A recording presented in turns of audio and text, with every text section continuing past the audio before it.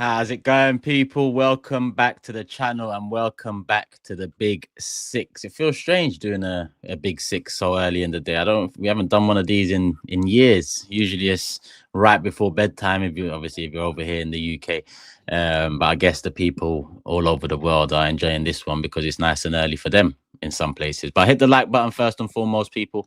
Let's get the likes up. As always, it's the last Big Six of 2024, and the same way I started on Forever on AFTV, I'm going to start here by thanking the community first and foremost, because it's been a massive year for us, a massive season for us. You just keep on engaging, you keep on liking, you keep on appreciating the content we're giving, and we appreciate the support in return. So I just want to say thank you to each and every one of you that do support in the live chat, members who send super chats, the people that just stop us daily and to mention the show and just show some love in general. It does really mean a lot, because listen, we're just six football fans like you all out there. We've just got a bit of a platform to voice our opinions to a larger crowd. That's the only difference between us and you, the community. So love for the love, people. Make sure you hit the like button on this video, and let's get this video up to what it should be. Make sure you're subscribed if you haven't done so already. Close to 80k, but I'm going to say road to 100k, people. We need to try hit that by the end of the season. So share it, like it, subscribe, and do all of that stuff that you need to do on the other socials, IG, X, and TikTok, and all of them. And we'll continue trying to deliver what we need to deliver. And hopefully we deliver more in 2025 that you appreciate and you enjoy, and we keep it moving. Is it live? Yes, it is live. That's confirmation there, yo. It is live. But yeah, big up Steve, big up SAEED, GRIZZ, TOBS, Matisse back in the building. Yeah, how's everyone doing? All good? First, someone's saying, GRIZZ, why were you late? Me and Turkish are the elder people, or pastors, elder statesmen. We're experienced. We were here nice and early. It was these other, right? These young blood probably don't know what time of day it is, what side the arse is on, right? That were late. So please don't ever accuse me of being late. Thank you very much. And then they had the audacity, Toby had the audacity to come on late in his dressing gown and talk about Blondie's cookies. Hey, do you want to hear audacity, GRIZZ? Do you want to hear audacity? Oh, I think I know what you're going to say next. Who was the most vocal about deducting me points for FC 25? A certain young gentleman that represents the blue side of London. Yeah, hold on exactly. Hold on. I haven't finished. Can I finish? Can I interject? No, you don't know where it's going. Okay. that certain someone, I believe he knows who he is, was meant to wake up at a certain time today and do the voiceover for a certain ad. Exactly. No. Now I'm interjected. Hold on a second. Right. Yeah. Hold on. No. I'm seeing mates for the first time in years. You two were out watching some nasty, cruddy football club last night when you could have been sending me scripts then. So, because you guys are living the high life in the box. So I was ready. I was there. I was eating. Don't blame me. Jollof rice and eating your, cocktail sausages and your caviars and shit. If I may finish, that's why Skull couldn't do his intro. Because of Matisse hanging. No, I think it was hanging was the word used. Was that the correct word? I didn't say hanging, but we should never leave things to the team. Matisse, man, take the team. Come on. Matisse. Ruin Christmas, yeah. It's ruined Christmas. This kid's crying. There's no school THUGGEry intro because of you. It's just disgusting. It's far too late in the day to the blue rich. It's been a whole year and no one's seen fucking Del Boy and Rodney Coat. When are you bringing it back out? I was wearing my version. See you at Stamford Bridge at the end of the game with the Rodney Coat on. You and Big Stricto looking like two hot dogs. Yeah. Together, yeah? In your big French coat, yeah.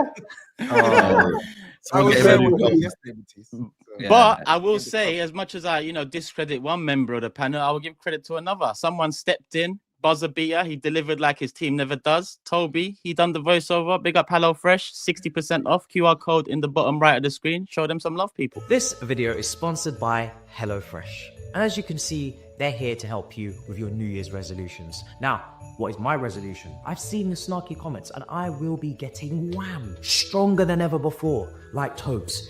And to do that, I'm going to need my protein. I'm going to need my carbs. I'm going to need a crystal clean routine. And that is what we're here today to get. The only thing Matisse will be getting is a C-cup bra to cover those moves, since he didn't answer his calls to do this voiceover, so I have had to step in. A key part of getting wham Matisse is actually, you know, lifting heavy weights, exercising, as well as a good diet. But anyway, Matisse is stood here preparing 2 lovely beef joints with some delicious pigs in blankets. Our boy loves his sausages. This took Matisse only 30 minutes to cook all of that meat, and the best thing about it is HelloFresh delivered the right pre-portioned amount he needed to hit his macros. Now, he's going to need a lot more protein, a lot more exercise, a lot more work to get onto my level, but with HelloFresh delivering healthy varieties of meals from 45 recipes to choose from, the little nerd might actually end up not being so little. I use HelloFresh personally myself, and trust me, nothing is easier than unpacking and whipping up a quick meal after a long day in the office, just in time for the Big 6. You can enjoy these benefits too by simply using the code THEBIG60 or scanning the QR code itself for 60% off your first box, 20% off your next 2 boxes, and free dessert for life. Don't play yourself, people. Jump on board. I will be getting wham stronger than ever before, like TOBS.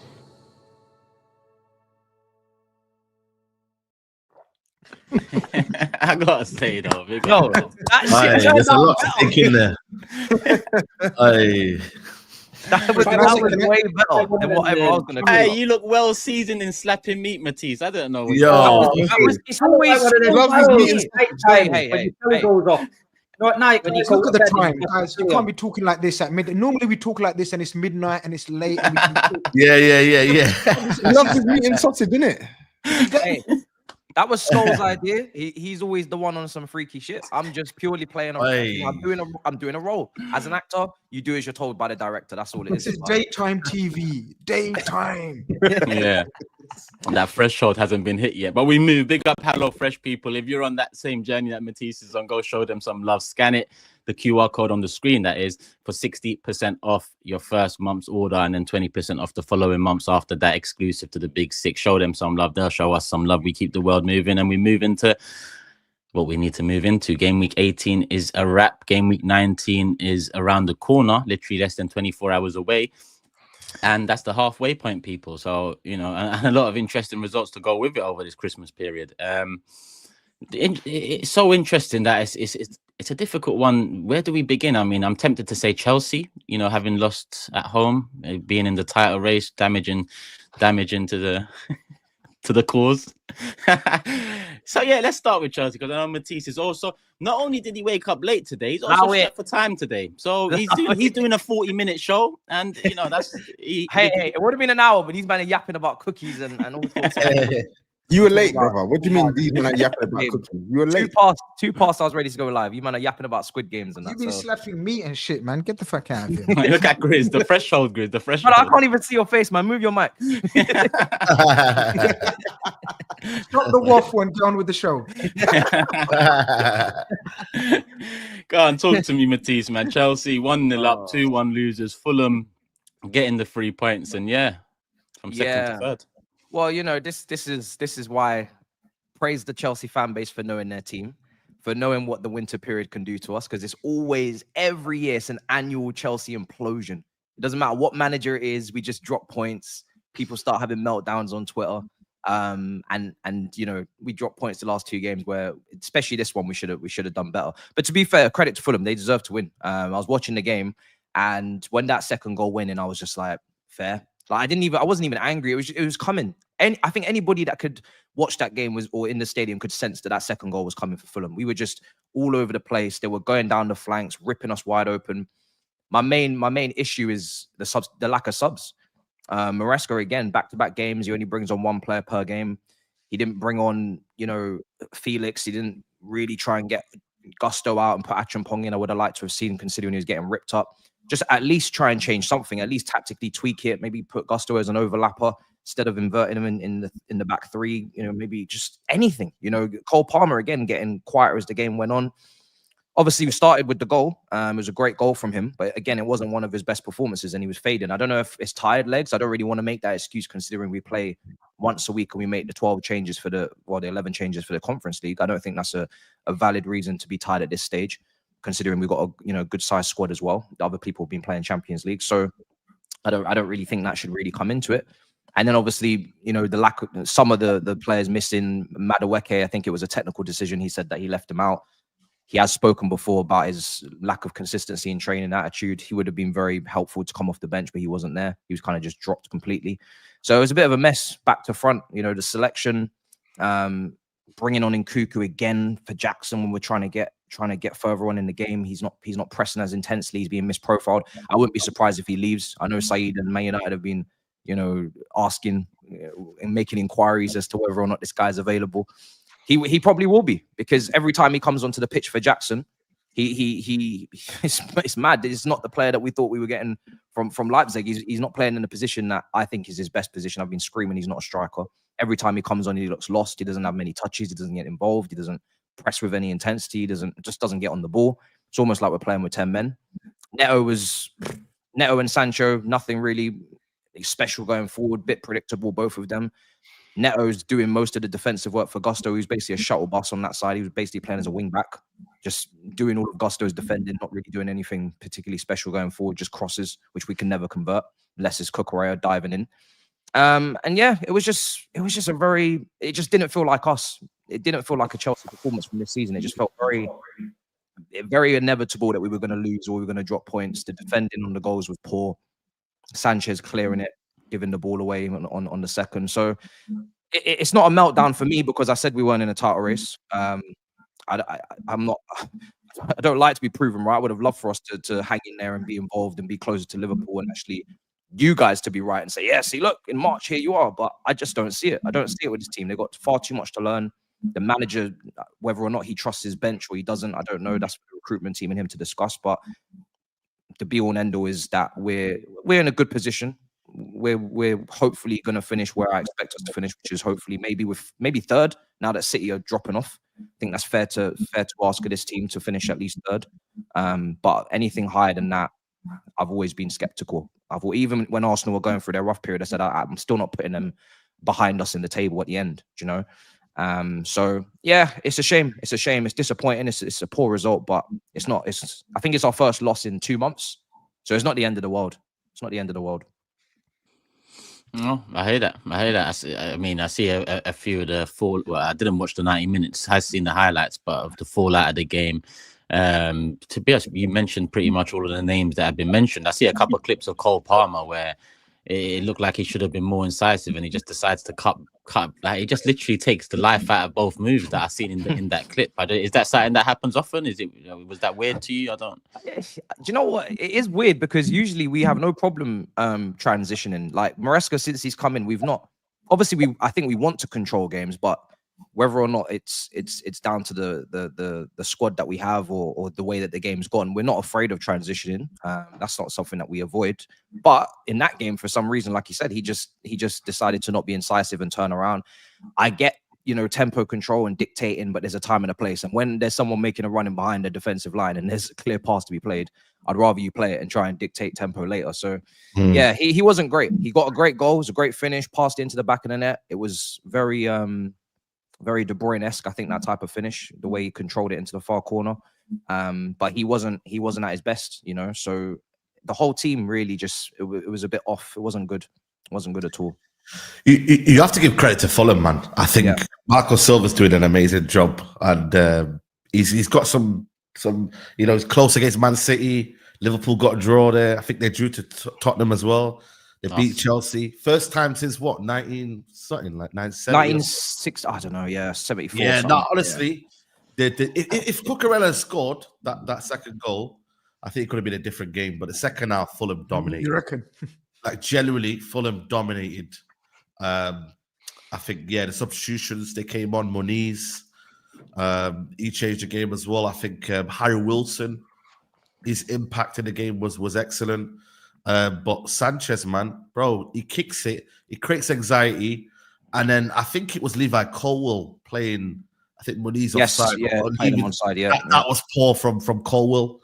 But I just thought, that Chelsea just allowed Fulham to gain advantage in the game, bro. And for me, Maresca's been a bit stubborn, man. Like one substitution, bro. Like you got João Felix on the bench, you've got couple of youngsters, like bring something on, a bit of freshness, bro, because you could see the game going away from Chelsea, and it just felt like for me, it's like you're allowing Fulham to take the ascendancy. Like you're allowing them to gain control of the game. And the more it went on, like generally Fulham were having chances. And I just said to myself, yo, Fulham could go for this. And then boom, the finish from Muniz, left foot, beautiful, man. And Chelsea they shouldn't have any complaints, man. Fulham, the better team second half. And it's one of them where, you know, I've seen a lot of discourse about the fan base and that, a lot of reactionary comments, which is fair enough, you know. But I think Fulham. No, honestly, I don't think it's fair. I don't think it's fair enough. I think the fan base need to get themselves together because it's our first defeat in 2 months. Fulham have taken points off Arsenal, have taken points off Liverpool. I said going into this favourable fixture list, the game is not played on paper. There's good teams in this Premier League. They'll set up tactically different. The points we dropped early in the season was to Forest, I think, and Palace. A little bit more, you know, low block-esque, and we got to learn to get past those. We're in a good position. The manager's been brilliant. Yes, last 2 games, he's not made the subs or whatever. He'll explain himself, I'm sure. Yes, you can criticize in the moment, but all these overarching conclusions and bullshit that people are coming to, like, have a bit of fucking awareness. Do you know what I mean? We're in a good position in the table. Arsenal got to go to Brentford next week. That could be a tough test. We might be second again. Who knows? Who cares? But we're not in danger of slipping out the top 4. I don't think we're going to. Yeah, but and we've been very consistent this season, so people just need to just relax. Yeah, that's your mistake, though. That's your mistake. You're approaching it from a logical standpoint, right? Your logic is telling you that you are not equipped to win this title, which is what we've discussed on the live show. But unfortunately, a lot of your fans, right, as much as they want to send their super chats in here and tell us that Robert, a lot of your fans aren't as logical as you, aren't as rational as you, and they believe that they can win this title. And they're looking at Arsenal 7 points off their tally of last year. They're looking at the fact that Man City have fallen all the way off, and they genuinely believe that they're on equal footing with Liverpool. So that's why I know you don't, but some of your fans do. And that is what is driving the frustration, because they believe that Chelsea can win this title. Yeah, we can't. We honestly can't. I mean, we don't have the depth at striker is not good. There's nobody to bring on apart from Gu, who would just press and work hard, might give you the odd goal here and there, but he's 18. I don't think he's ready to contribute off the bench like that. When you look at obviously the depth Liverpool have up front and the options they can bring on.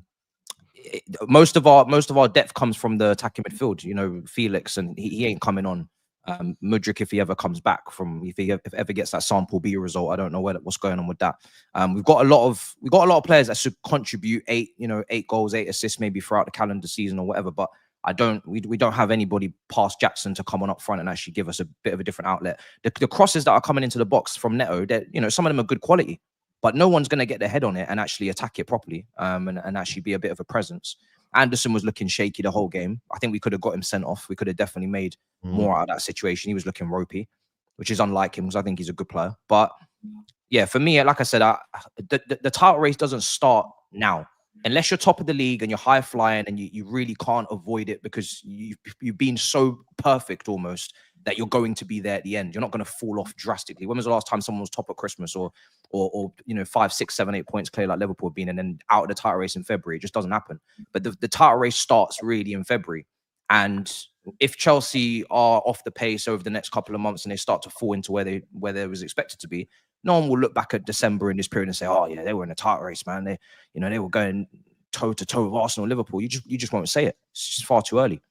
So it is what it is.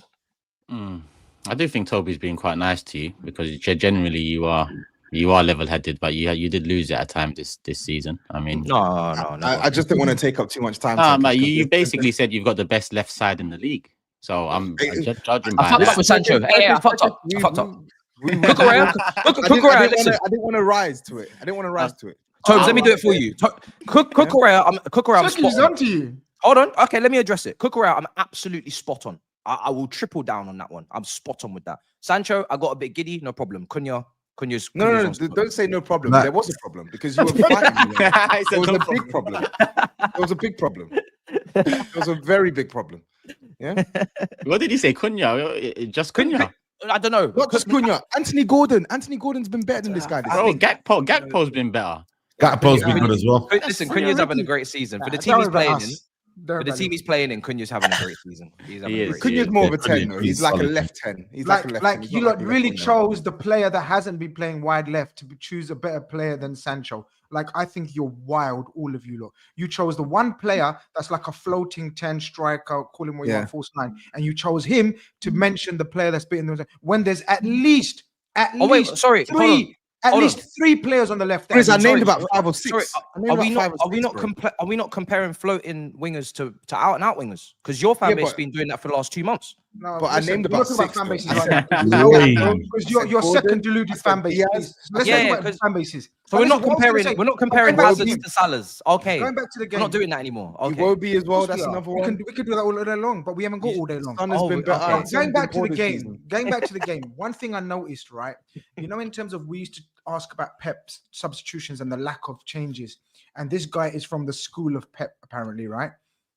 Like, when he didn't change it when things are not going right, that's when I thought, what's he doing? Like, if things are going well and you're building up momentum and you can win the game and you're still in the game, you're still in control of the game, then you can understand it.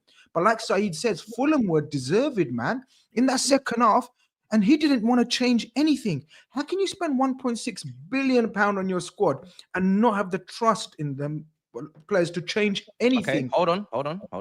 Let's be fair to Maresca. He didn't spend that. The directors did. So he might not like everybody that we've signed. And that's the issue you have when you chop and change managers 3-4 times in this one, spend and this spree.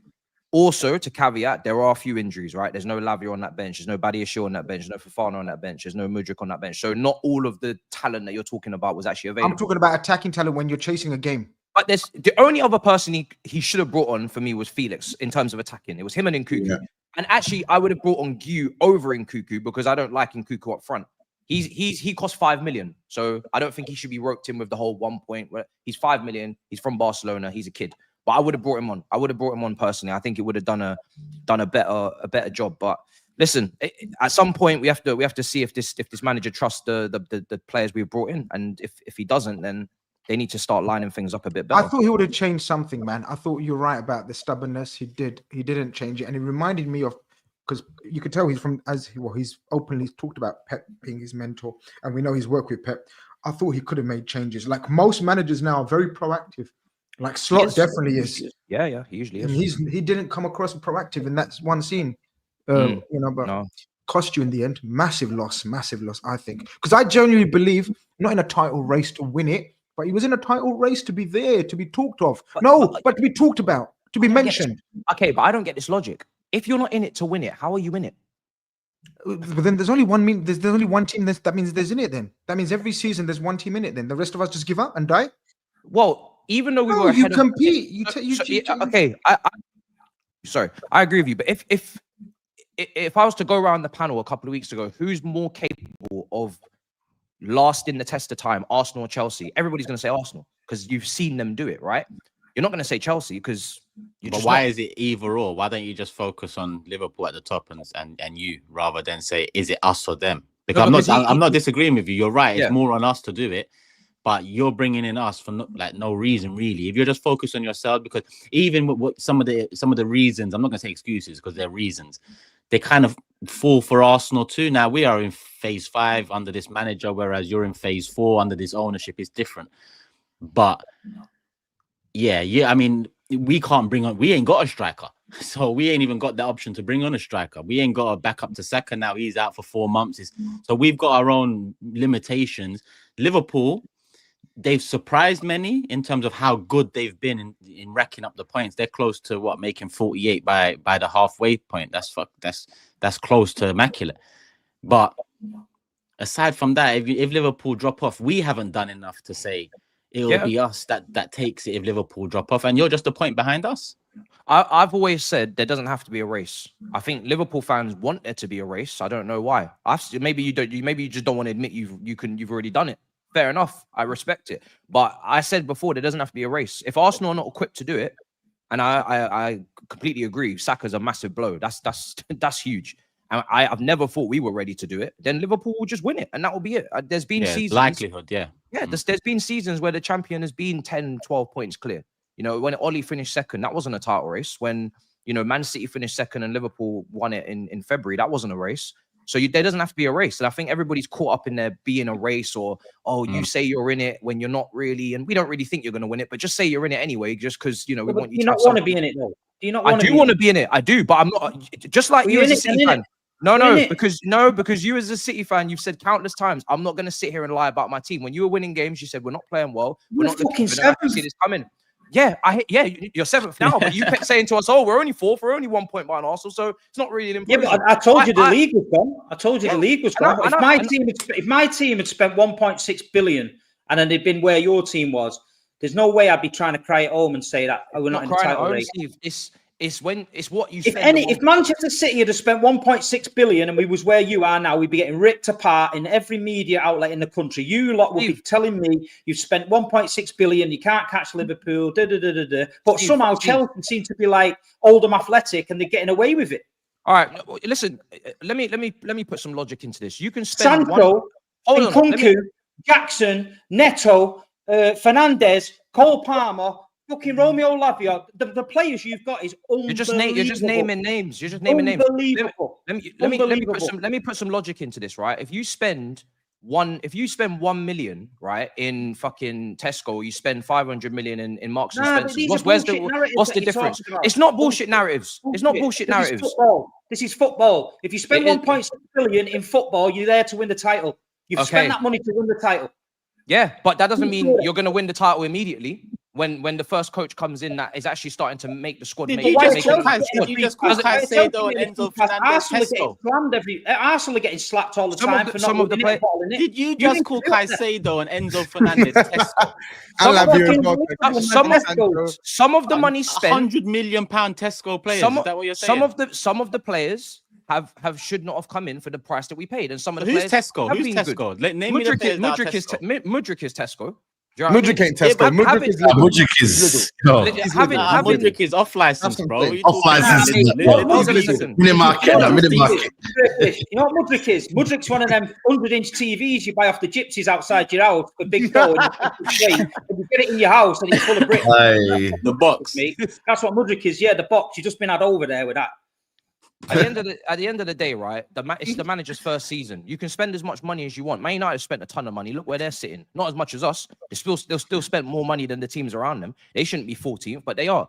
At the end of the day, the manager's in his first season. He's a coach that's come from the Championship. He's in his first Premier League season. Don't sit there and pretend that you expected him or you think that he can win the league in his first year, because it's not like Pep won the league in his first year with all the money he spent in his first window. He had to finish third, and then he went or fourth, and then he won it the season after. He was getting battered at Goodison Park. So it's for me, it's a narrative that doesn't even wash. It doesn't even run. We can spend. You were birthed in an era of managers winning it in first year. What, Mourinho? Jose Mourinho, who won the Champions League. Carlo Ancelotti, massive CV. Conte, big manager. These are world-class managers when they came in. Maresca was not at that level to come in here and win a league in his first season. So listen, said that about Slot, man.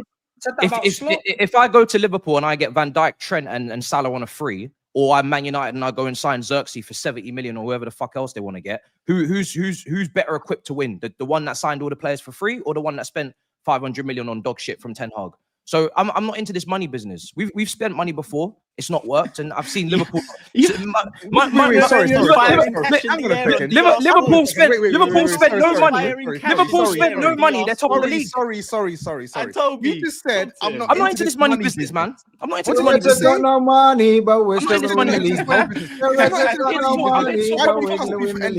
Why'd you cuss me for Richarlison? I'm not here to talk about money today, man. It's Christmas. What do you mean, bro? We just bought a lot of presents, man. You're moving. We bought a lot of presents. Very hypocritical. I'm here to talk about money right now, man. We need to build the bank account back up. Hypocritical here. I want Christmas, man. It's in between Christmas and New Year's, man. Everybody's broke right now, man. We ain't why talking are you moving hypocritical for? But listen, Liverpool spent no money in the last window. Everybody behind Liverpool then should be ashamed of themselves. Everybody spent more money than Liverpool. So I could do this all day.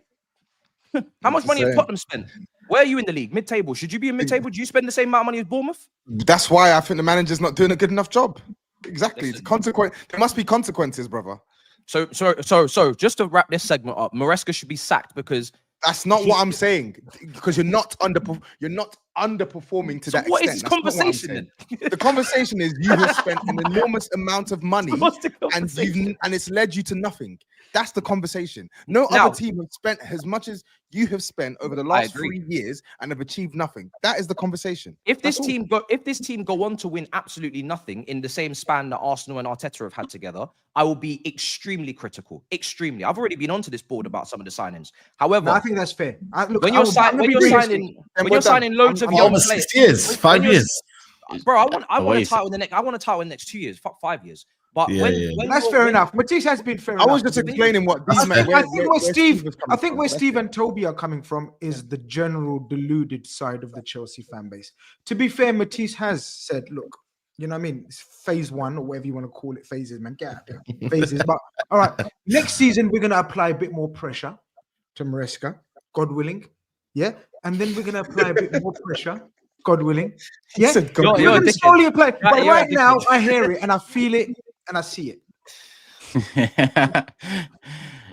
All right, cool. 30 minutes on the clock, people. Hit that like button if you haven't done so already. I'm going to get the Chelsea super chats in. And we'll keep it moving on to the predictions for the next game as well, because we've got a double preview and review show today. Let me save these ones for the Arsenal. That one's a general one. Bills says, quote, Sancho, best left winger in the Premier League, is up there with Beckenbauer and Hungarian Steven Gerrard. If you ask me, Mr. Arthur gets away with murder. We've all had. When it was Basuma v Rice, he was so happy to get on my neck. He was so happy to literally beat me down, bro. Okay, no problem. Tabatso says we're still chill guys. The mandate, you can't be chill guys. 1.6 billion up. I just hope you know this, but cool. We're still chill guys. The mandate still remains. Top 4 finish, Conference League trophy, and a deep run in the FA Cup and the Club World Cup. This guy is a loyal subscriber of MAH, however you say your channel. This I've seen this. Is this different ways on this guy's channel? He's following the script. 2 trophies. Which trophies? The net spend's not that high, you know. Forget net spend. Don't do net. Fuck net spend, bro. Bro, the net spend's like 250 more than spend, you, bro. What you spend is what you spend, bro. Like, yeah, but do you not get to spend more if you bring in more? Well, I mean, if you're Chelsea have spent regardless of bringing in more or not over the last 15 years. So it's not really something that you man have become known for selling to buy. Say you make 200k in a year, you're going to spend more than if you made 50k in a year, right? As a person. So if you make more, you spend more, no? Yeah, but the fact is you spent more. Yeah. So your net spend not who made more or does you spent more. Yeah, because we made more. That's why. But there's context. But you spent more. But we're not in isolation. I know, but because we're not stupid here and we're very intelligent individuals, we're going to talk about why. Net spend is smart.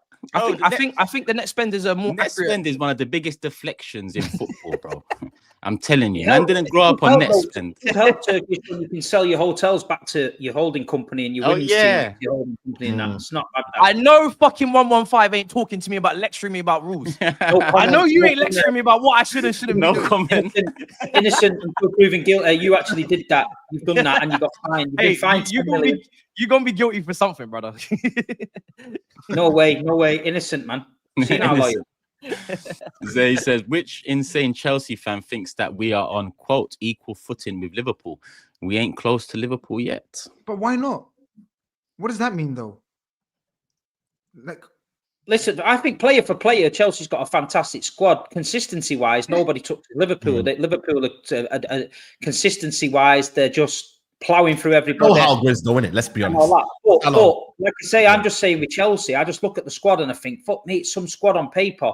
And then when he started getting the results, I thought there'd just be a little bit more belief from the fans to say, you know what, fuck it, let's have it, let's go for it. But it just seems that nobody wants to challenge Liverpool. Like nobody wants to, because GRIZZ knows if City was near them, I'd be on him, trying to put pressure on him.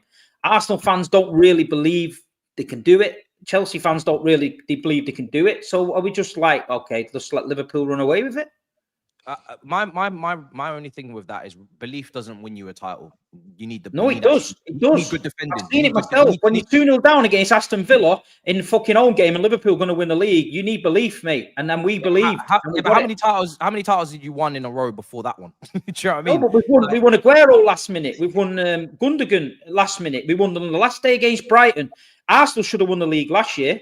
But they slipped up. We had to believe. We could have threw the towel in and gone, nah, fuck it. I think if you're in March, you have to believe, because at that point, why are you there if you're not believing? But I think in December, listen, with eight points behind with 6 games to go, were you telling me you'd believe then?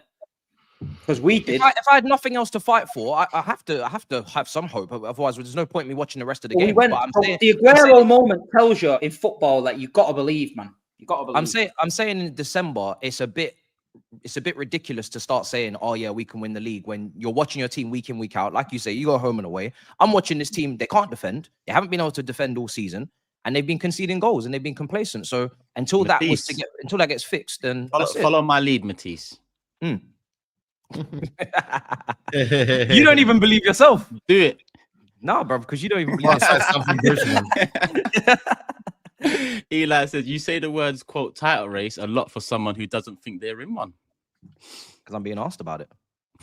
C says, Steve having higher expectations of Maresca in his first season than Pep is hilarious. The City downfall has his head wobbling. How in Pep's first season, I wanted to win the league. I didn't come on here and say we weren't going to win the league. I wanted to win the league. These Chelsea fans, some of them are fucking scared, man, of saying anything. Like they need a comfort, need a cuddle and that, and someone to stroke their head and tell them it's all going to be all right. Don't worry about it. You can show a bit of balls, man. Look at him. He's drinking on stream at fucking quarter to 2. He's not you bad, mate. Think how I feel. I'm 5 years sober yesterday. I'm dying for a pint after watching this shit. I'm not even drinking a pint. I'm drinking a Coke Zero. Kamus says, I'm glad Steve has called out the Chelsea hypocrisy. When you spend big money on good players, your expectations should reflect the league position. And actually, that one's on Liverpool. All right, that's it for the Chelsea ones, I believe. Cool. Let's move that away. And you've got Ipswich away next, Matisse. I mean, yeah, just get back to winning ways, handle business. Not really much more. Hopefully, make some changes to the 11. I will go with. Is it my prediction, or are we going? No. So let me just look at the table up, just to see if there. I don't think there's an update. I think it's all the same. Yeah, everyone did badly this week, I think. Yeah, pretty much. No one cool. Let me just write down the order and then we move. Cool. So Saeed, you're up first. Ipswich versus Chelsea. I'm gonna go Chelsea to win 2-0. Chelsea to win 2-0. Yep. Cool. Matisse. I'll go over 3-1 Chelsea win. 3-1. Steve? Is this at home? Chelsea at home? No, Ipswich. Away. We're better away. You're the best away team in the league at the moment. I think it'll be 3-1 Chelsea. 3-1 Chelsea. I'm going to say 2-1 Chelsea. Tobs. Yeah, I think 3-1 Chelsea as well. 3-1 and GRIZZ. 2-1 Chelsea. 2-1. I was so close to going draw, you know. I'm surprised nobody's gone for a draw. I know Ipswich are not the greatest, but yeah, we'll be in the home team. All right, cool. Did a super just come in on Chelsea? No, that's Arsenal. All right, we'll keep that for our Arsenal segment. All right, that's the Chelsea segment done. And that only means we move into hitting the like button, making sure you're subscribed, showing HelloFresh some love. Scan the QR code, people, for 60% off your first order, 20% off the following months, and free desserts for life. How can you complain? Let's go into, I mean, on one hand, I'm tired of them. On the other hand, they just keep on delivering. I mean, Saeed. Yeah, brother. I don't even know. I don't even have a question for you. Oh, there is no question. It's just, Do you see the idea? Do you see the idea? The idea is somewhat there, but just the players are just shit in it, man. We're 14th, guys. Which ones? And yeah, it's not looking great, man. I told you, man. You thought I was gonna, banter City and all these clubs. Nah, man. I got my own problems to worry about, man. And it's not looking great. I don't know why I predicted 2-2. I thought somehow they find a draw. You know, defensively, Wolves won't be it, but bro, Cunha and them, man, they just played us around, man. Bruno Fernandes, the captain, I told you a lot about him for a while. I said, need to be sold, man. The worst captain You told we've ever us? had. You sure? Anyway. You sure about that one? You told us. Yeah, for the last 3 years, yeah, I have. For the last 3 years. 3 years ago, you said he was better than De Bruyne. No, I never said that. Yes, you did. I never said yes, you did. 3 years you ago. said on Not form, 3 years ago, 3.5 years ago. Yes, you did. Maybe 3.5. 2021. I said he was on form. He was better than De Bruyne. I said on form. There you go then. But listen, right now, that was when he was stat padding and everything was going through him and he was having 1,000 penalties and all of that. But now, listen, he's getting exposed. And it's difficult, man. Amorim. But what I will say, though, is that if he keeps losing these games, it's going to get sticky, guys, because I can't see us beating Newcastle. I can't see us beating Liverpool. I can't see us beating Arsenal. That's the next 3. We've already lost the last 3. So that'll be 6 games in a row, losses. And that is, bro, if you lose 6 games in a row, you know, and they're actually... Man City. Sorry? So you're Man City if you lose 6 games in a row. Yeah, bro. Like, yeah. We won 4 titles in a row, innit? Listen. Forget Man City, man. I don't care Spurs, about Man City. I care about what's happening here, yeah. And Rimball, innit? Rimball. Remember that? Wait till Rimball. I'm a Rimball coming and all that. When's it coming? Nah, it's not. I don't think it's coming until we get some signings in January, man. I'm looking at that Cunha. I think we need a left 10. For me, the fullbacks aren't good enough. I think it's poor. Midfield, not good enough. I think Mainu is not suited to this 8 role. I think he just doesn't suit it at all. Up front, we got a wrestler up front. It's not great at all. Hoyland just keeps wrestling. So it's real talk, man. It's really, really irking me, bro, because honestly, the ball gets played to him. He's wrestling, man. He doesn't know where his first touch is. We can't really build up play. I feel sorry for Ahmad in a sense because it's like you've got no one to kind of feed off. You know, so even he's getting isolated now. So there's a lot of mess, you know, man. And Amorim can come out and he can say, yo, listen, we've got to ride the storm. But, brother, this storm it feels like it's going to never end, man. You know what I mean? And whether he can have the same belief with his group of players for the next 6-7 months is actually quite scary, you know, because we've got January, February, March, April, May. There's a lot of games left, you know. And he's either got to be given the opportunity to spend money in January and get rid of a few players, get some money from Rashford, or, brothers, we could actually end up finishing around Can this you position. spend in January, though? Can you do it? Because it said you still owe 331 million transfer fees to other clubs. Broski, they must. Listen, they're cost-cutting everywhere, yeah? They must find some sort of money from all these cost-cutting exercises, you know what I'm saying? And listen, you've come in, you said, I want to put the club back on the map. You've talked about being a local lad. You've gassed it all up. You said, you know what, I'm going to be different from the rest of the owners. But you got to show us that. So he's going to be on big watch. What's Omar Barada going to do? So there's big, like generally, this squad is the worst squad I've seen in a long while. Like generally, I told you, like I take 3 or 4 players out of this squad left. It's not good enough. Wolves, who I don't need to really gas up that result. They weren't really great, but again, you don't have to be great to be beating us at the minute.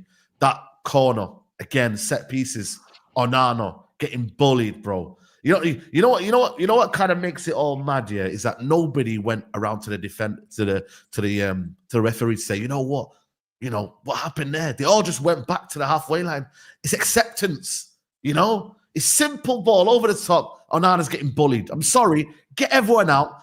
Punch him. Like, do it. You've got the control. As a keeper, you've got control to command that box. Command it. And then the second goal, Garnacho. Oh, my days, man. He comes in as a stinker performance anyway. Gives the ball away. And then nobody's at the back. And then they score 2-0. It was easy. We never laid a glove on them. I don't remember we had a serious chance. And at the minute, I'm not even kidding you guys. It's going to get worse and worse. Like, I'm looking at that Southampton game in January thinking, yo, that might be our next 3 points. And that's in mid-January. You know what I mean? So, guys, I told you, man, I've got my own problems. You know what I'm saying? So if you see me humble, you know why. Who were the players you'd keep again? The 4 players of whatever you said? bro, it'll be like Lenny Yoro. It'll be most of the guys that came in, and that's about it. And Mainu, and that's it. Everyone else can go. Lenny, we took him from Real Madrid, Laurel. Listen, Laurel. Hey, you'd be better off in Lenny Henry. Remember Lenny Henry? You'd be better off in Lenny Henry. OG.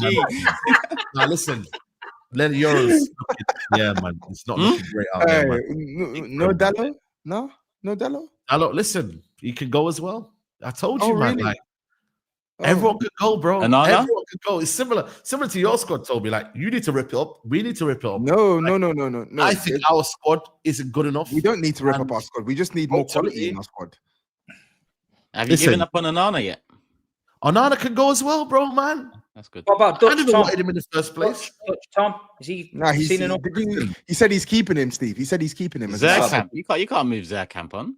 Listen, if there was a bit, if someone came in for him, I would have been like, I'm at that stage now where if you gave me a whole new squad tomorrow, I wouldn't cry. You know what I mean? And we went away and we had a new group of players to work with because these lot just can't be worked with. They can't follow simple instructions. Technically, the flooring. Honestly, if you watch our team, I know it's always easy to get other teams' needs right, like, or you know, tell the wrongs about other teams. I get that, right? But so many Man United fans came for me about 3 years ago when I said your team needs gutting out. I said it 3 seasons ago. Big up Scott Saunders from 9 Minutes, and he had a massive argument with me. Like, no, man, we got the personnel. We just need the right coach. We just need the right structure. I was like, your team, honestly, trust me, needs gutting out.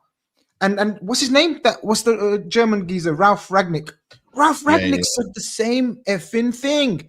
He said, what did he say? What did he call it? He goes, this needs open heart surgery. Yeah, 12 players out. He said. But yeah, it's just weird because their transfer approach is just so. Honestly, Ten Hag Ten Hag and whoever it was, John Murto, whoever it was, have done a real number on this team because their squad was broken like two, 3 years ago. They broke it more. They made it worse. They spent more money to make it worse. And that part I can't understand. I do think Amorim though, SAEED. No, he has a lot of fault in this. There's a lot of criticism I've got on Amorim. Yeah. Amorim, I think he's too.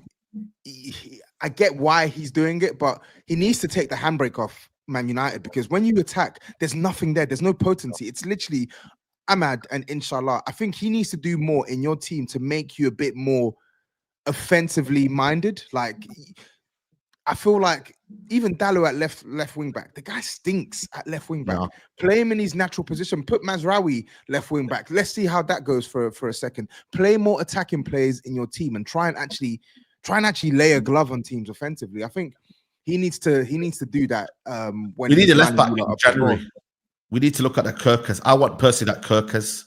For me personally, we need left back because we're offering nothing on that left hand side, and the whole system revolves around the fullbacks. You need attacking fullbacks, you know. And right now they're too defensive, or Dalot's not offering anything, you know. And the 10s, Bruno is not a left 10. He's not dynamic enough. He can't beat a man. He can't cross. He's actually we're playing with 10 men. You know what I mean? And what did he get? We got sent off. So, you know, and Ugarte for all Ugarte is winning the ball back, but on the ball is not the greatest. Kobe, in terms of athleticism in that midfield, cannot cover the ground at a distance in that midfield the way we're going to play. Different playing in the 2, and you've got a 1 in front of you. You need to call Rio Ferdinand to the car park one day because baby Seedorf and putting Euro with Saliba, he's worse than you, man. Nonsense. He's worse. Next video, say Rio car park. Absolutely insane. Don't get him over here. Rio's doing combined 11s now. He's left United, man. He's not even focusing on United anymore. His content, but nah, honestly, I think we need. I want that Cunha, but again, Arsenal want him. Everyone wants him. You know what I mean? But Cunha would be perfect, that left 10 role. How much would he cost in January? I don't know. And then I would go get that Kirkers in January. We need 2 positions at least minimum. We need more, but you got to be realistic. January, you're not going to do a madness in there. But we need a fullback and we need a 10. 100%. I don't want to. I know you said it, but like I think we do need to stress this is a, and I know GRIZZ is laboring on this point as well, but it's true. This is a very, very poor Man United side. They are very, very poor. Yeah. Like that attack is the worst Man United attack I've seen in my life. Watching football, it's the worst. The strikers who don't score regularly struggle to hold up the ball, wingers who struggle to beat their man, struggle to put numbers on the board. I'm looking at that attack, and the only ones that come out with any element of like top level quality is one who's basically done at the club in Marcus Rashford, and the other is Ahmad. The rest, they're nowhere near good enough. I'm seeing 2024 Anthony is still getting games at Man United. What?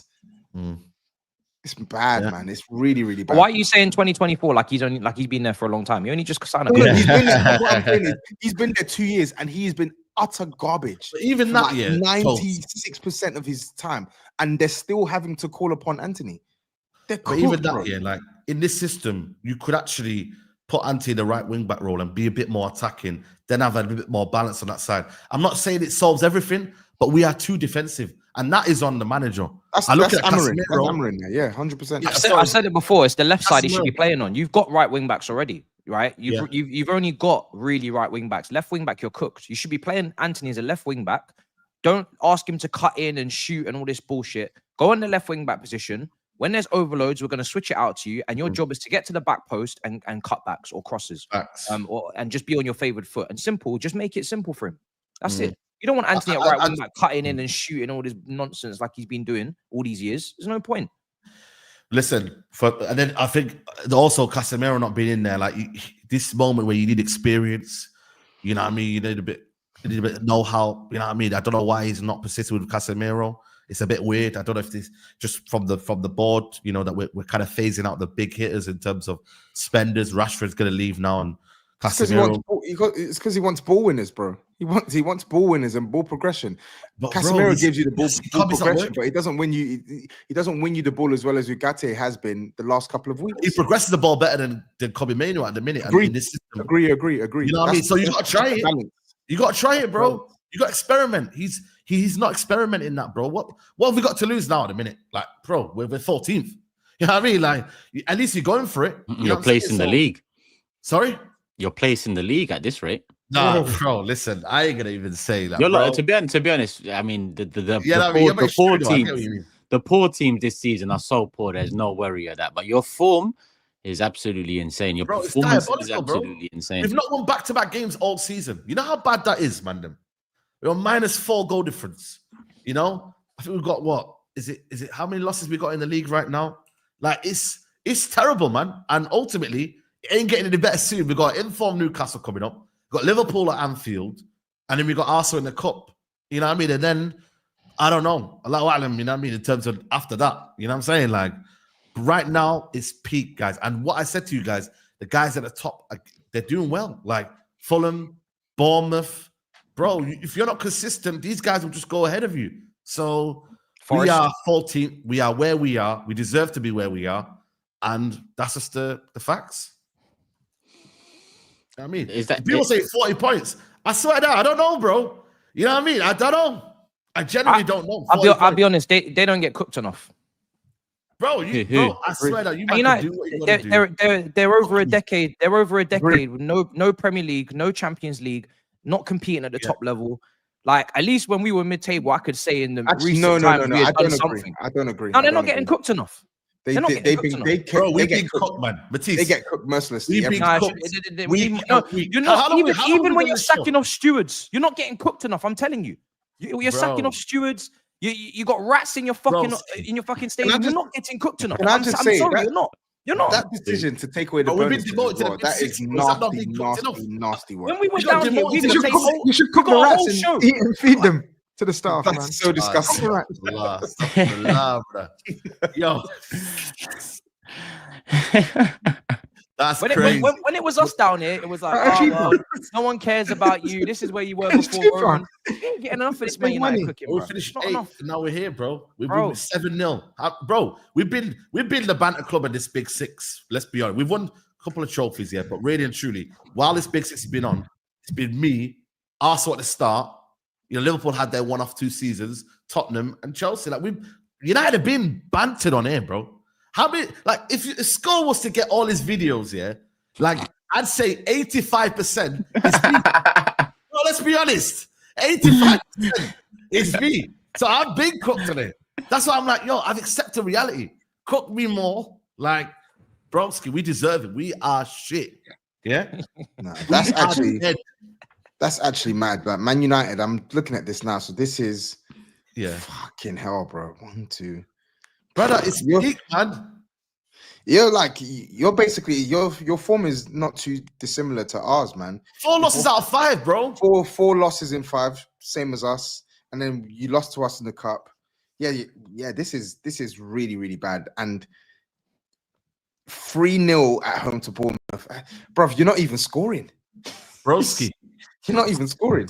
I think the word it's mad, yeah. But beating City was nothing, bro. It was literally like a drop in the ocean. Like we had a bit of a buzz.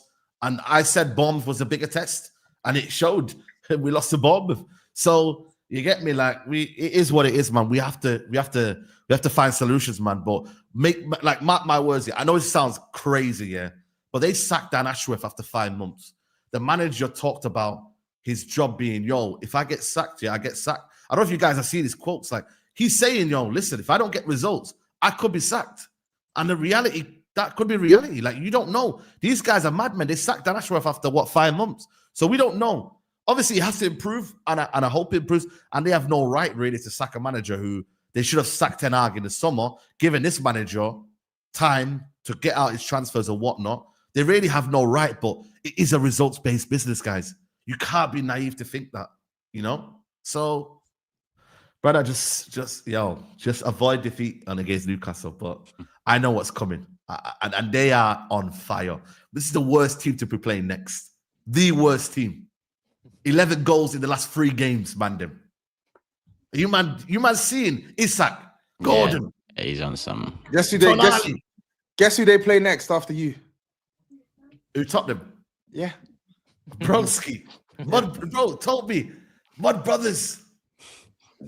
That's what's going to piss me off. They're going to slap United, and then they're going to come to our ground and slap us. Look how your other mud brother left you, and then all of a sudden says they don't get cooked enough.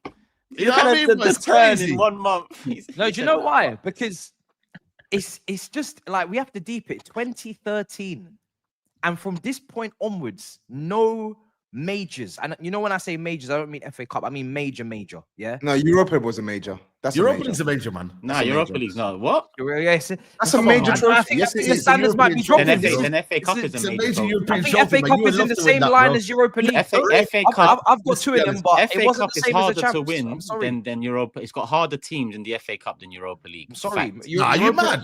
Europa League is tougher than the FA Cup. You make it tough, man. You make it tough. It's not meant to be that. You lot make it tough. It's not meant to be that tough. Man City, Liverpool, Arsenal, Chelsea, we all play in the FA Cup. Europa League is tougher. Turkish, I'm sorry, but Europa League is tougher. I don't think so, bro. Maybe there's a word Man in City between. or Liverpool in the Europa League. Maybe there's a word in between in Turkish, because FA Cup it's a serious trophy for me, but I think Europa League, that's a serious trophy, bro. No, I get that. No, that's fair. I get that. I'm not disrespecting it completely. It's UEFA Cup. UEFA Cup.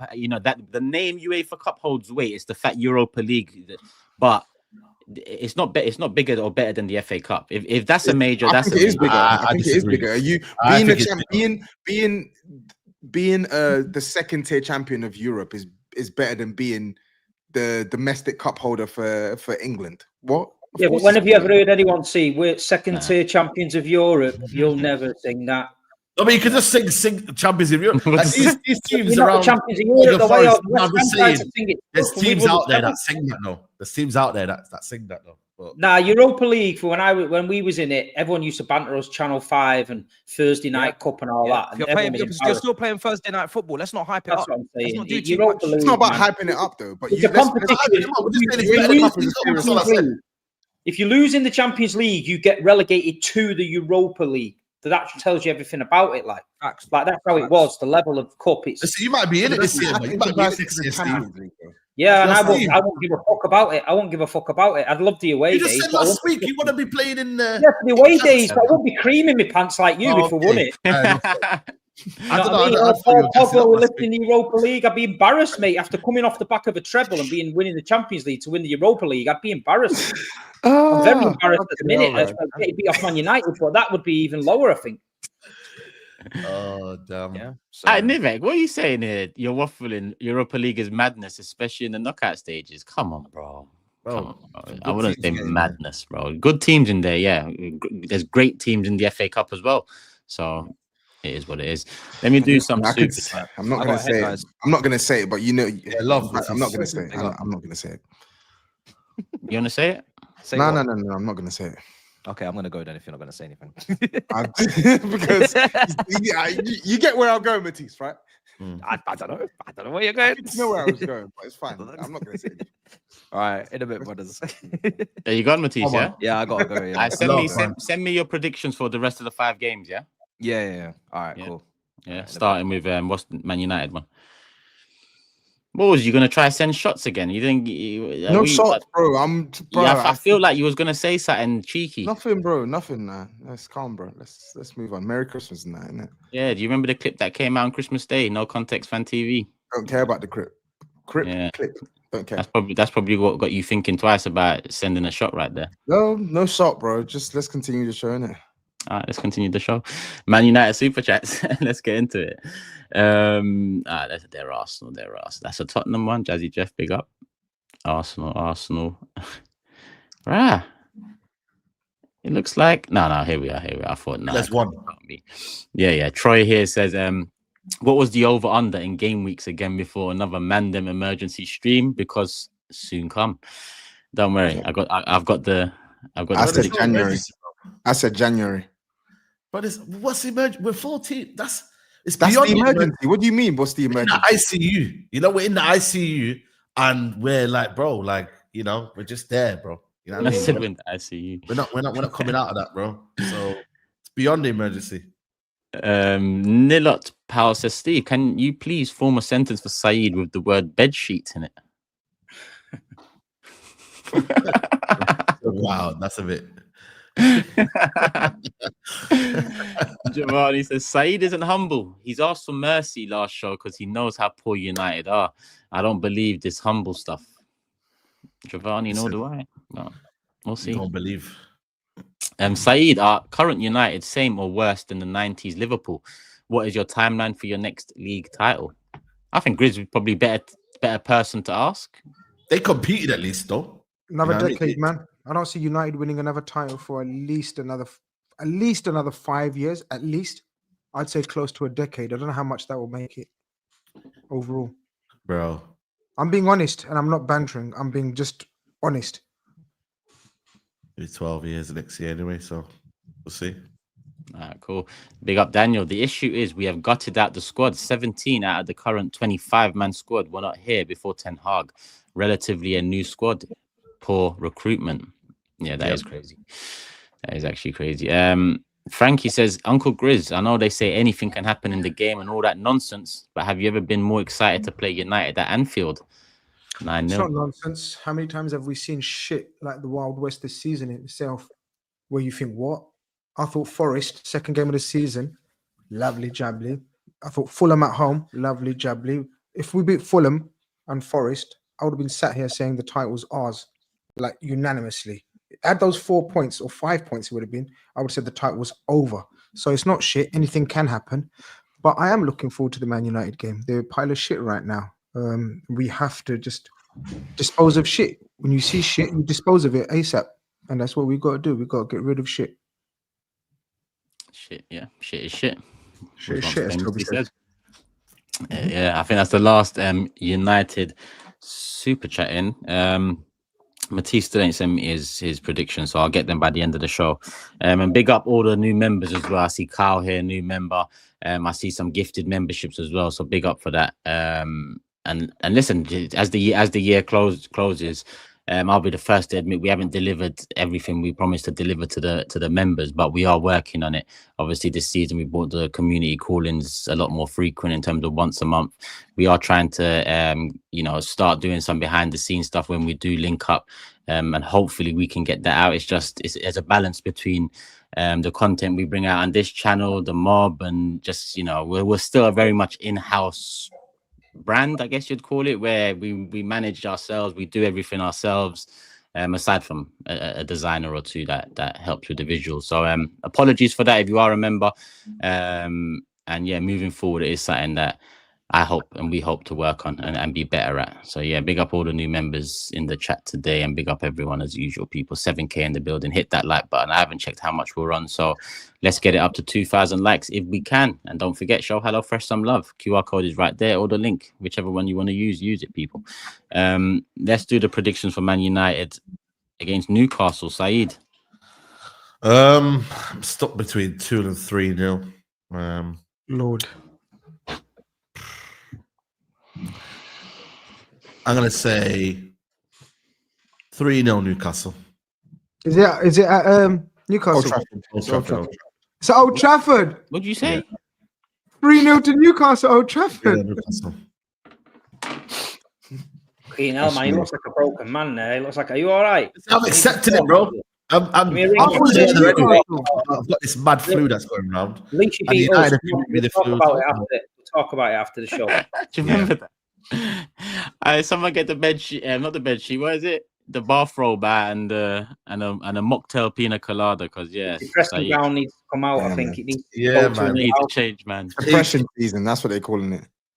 Bro, speak out here, man. Depression season. Okay, so 3-0. Matisse hasn't sent his yet. Steve, you're next up. I'm going to say 2-1 Newcastle. 2-1 Newcastle. I'm gonna go 3-1 Newcastle. Tobes. I'm gonna go 2-1 Newcastle as well. 2-1. Yeah. Grizz. I'll go 2-2. Okay. Wow. I was tempted by that one as well. But we move. All right, cool. Man United done. Let's move on to the next one. I'd say I just don't know. We could just move us to the side if you want. Just get on. Like, not much to say about our one. I mean, both our games. We got the Saka injury, but we kind of talked about that last time. But it's been confirmed that he's out indefinitely, probably 3 to 4 months minimum. And that's pretty much good night in terms of getting back into the Premier League title race. If I'm honest with you, call me drastic, but yeah, I don't know how do you look. Well, might as well just start it now. Tobes, I know you're one that kind of looked at me when I said I feel like the gap's too big now a few months ago or a few weeks ago, and questioned that. Now with the Saka stuff, how do you feel about our chances getting back into it? I feel like if you don't sign an attacker that can come in and give you an immediate injection of quality, it's Liverpool's to lose. I'll be real. Yeah. The Saka injury is huge. It absolutely is huge, and I'm all for Arsenal fans saying wait and see how it materializes. And I do think that Arsenal have enough to at least mount up a bit of a title challenge per se, but overcoming that gap, right, with the form Liverpool are in, with no Bukayo Saka, if no additional attacker comes in and you're having to rely on Jesus, Havertz, Martinelli and Trossard to supply the goods, yeah, man, I don't think you're going to be able to overturn a potentially 9-point deficit. I think there has to be an attacker in, otherwise it's lights out for me. Yeah. Yep. I don't think there will be, but that's that. Yeah. I mean, there's release clauses galore. Gyökeres and Osimhen and Lookman. There's 3 release clauses there that upgrade our options in attack. No end, no excuses. First week of January, second week latest. We have to do something. We got our Premier League hopes are on the line. Then you got Man United and the FA Cup. All right, that should be smooth sailing. I say that, forgetting Saka's out and how we played against Ipswich, but let's just say Man United are worse call, and Newcastle in the Carabao Cup semi-final as well, all in January with a Finn squad. A lot of games, man. A lot of games. We've got 9 games in January. 9. Yeah, mad. With a Finn squad like we do, and yeah, it is what it is. Now, I think for me, because of the way you play this, that chance there, I know there was a chance for Gabriel, but like, bro, you look toothless in attack, man. And it's just like, you know what I mean? It really looked like so dead. Just get the ball, cut inside, side to side. It just looks so predictable. And like Trossard can't keep doing it. You know what I mean? There's a reason why Saka's your main guy, bro. Martinelli can't keep doing it. Even for me, like a Semenyo, man, from Bournemouth, someone like that maybe could come in and help out. You know what I'm You saying? know what it is? I'm at the stage where, like, you I can't think, tell us bro- be excited, and you can't move us into a stadium to compete with Bayern Munich and bring me Semenyo and bring me, like Julian said, Mateta, and someone else was saying Kolo Julian said Muani. you should stand Mateta. Yeah, and then someone Julian said said Kolo that. Muani. Nah, it's crazy. It's like I'm not hearing these names in the 5th year, phase 5, the return. I'm not Trying to hearing win the this league. level of name. Trying to Gyökeres win and the league. Osimhen are 2 of the hottest strikers in Europe, or have been at some. Osimhen is someone that is feasible. I reckon you could probably get Both Osimhen. have release clauses, bro. Everyone with a release clause is feasible. You want to do it, do it. That's it. There's Why nothing don't you else. try for Lookman? Yeah, that's 45 million release clause. I'll take him as well. Because I think the key for me, the key for Arsenal is try and stay as close to Liverpool as possible, and then best case scenario, you get Bukayo Saka back for the running. And if you're within a couple points away from Liverpool, then yeah, it's still all to play for. But my concern is, and you can win I think you can win a majority of games, but there will be more points dropped, which you can't afford in comparison to Liverpool. Like, I'm looking at it, it's like without Bukayo Saka, you basically have to get more points than Liverpool in this period. And I'm like, without him, do I see Arsenal getting more points than Liverpool? Same points as Liverpool, less points than Liverpool? I'd probably go towards the latter, less points than Liverpool. Yeah. I'm worried You get about the what I next 2 games, bro. The next 2 games are Brentford away and Brighton away. I don't think we're winning both of those 2 games. I think So- you can beat Brentford. We I think can. you can No, beat- of course we can. No, but I think without Saka, I think you can beat Brentford. We I can, do. and they can beat us. I don't think they can beat you. We'll see. We'll see. One loss at home all season. Yeah, but who said about anything about losing? I can see that game being a draw. Yeah, I mean, I see a draw in that game, but That's- I don't see us winning the next 2. And a draw is like a loss when you're already 6 behind the team with a game in hand, and you've got to go Anfield. A draw might as well be another L. So I don't think we're winning the next 2 games, and I think then it is actually good night unless Liverpool match what we Who's do. after after Brentford? Sorry, Brighton and Brighton away, both away. Brighton away. Ooh, have been poor, but still they got players, spicy. man. That's a spicy one. It's interesting one. Then we got Man United FA Cup, Newcastle Carabao Cup, Wolves, I think. So yeah. Listen, it's gonna be tough, man. You know what I mean? But but then again, did he allude to anything in January? Did he say something like, "Oh, like yo, I might look into"? Look at this fucking smart guy. Turkish, shut up. Anyone can beat anyone. Do yourself justice, like your name, and just seriously, just. But the Brighton piss one off. though, the Brighton one though, I just look at that. Brighton. Is it justice? Can you let me know your age? Because if you're over the age of, I might even say 15 here, then you've got serious issues, brother. Serious issues. But sorry, Tobs. I was gonna say the Brighton one again. I think you can win that game as well. Like Brighton, they're winless in like 6. They haven't. They're not putting the teams away like they were earlier on, or maybe a couple weeks ago. And plus, they've also had to go through a period where they're playing a lot of football and they don't have a squad as big as yours. Even with Bukayo Saka, you should be going into that. Okay, I'm not saying you're not going into that game expecting to win, but I wouldn't look at that game that Arsenal are automatically guaranteed to drop points in. You can beat Brighton without Saka. You can. No, we can. I'm not saying we can't, bro. But what you said about expectation, I don't know if I can confidently say I expect to beat both of them. I actually can't. I can't confidently say I expect to beat Brentford and Brighton away from home back to back with the form we're showing, the personnel we've got, and in my opinion, Ipswich was Arteta's chance to maybe mix it up, give that bit of life to the attack by starting Ranieri. Instead, he went very safe. Trossard one side, Martinelli the other side. Havertz is still in there. It's very, very safe. And I can't lie, if you're not playing Ranieri against Ipswich, Leicester or Southampton at the Emirates, then that I just don't get it. I don't get how you can say it's a good exercise, Saka being out, and then you just go with this stiff front 4, front 3, whatever it is. It's just not doing it. It's really. I heard Odegaard was poor again as well. Yes. Yeah, he was poor. Very poor. He was poor. I just don't feel he's a natural 10. He's more an 8 for me. That's why I don't get why we've never. It don't help when Havertz is there as well, though, man. Oh, you got to get Party back in there. The balance is all off, maybe. Listen, yeah, but Havertz won it for us at the end. So as much as I'm tired of the guy, and I don't believe he's good enough. He actually won. He invaded space and he got the goal. Yeah, so big him up, but whatever. We got Brentford away next. So let me get the super chats for Arsenal in, because there was a few from earlier. AFC Haas says, we are not in a title race that's dead. You just don't want pressure. Best part is SAEED has no choice but to support us while we laugh at a shit team. Definitely 15, this one. Dylan says, Turks pressure will be on like the Turks pressure will be on the Cronkies in 2025. The community need the merch. Soon come. Love to you all. You make days easier. Thank you for giving us your time, and likewise, thank you for taking the time to watch our content. Appreciate it a lot. Shaffer says, Arsenal first and only priority is to sign a winger. That is the position that we need. Someone there. A striker can wait until the summer, and I just want Isak. Both victors are not the profile.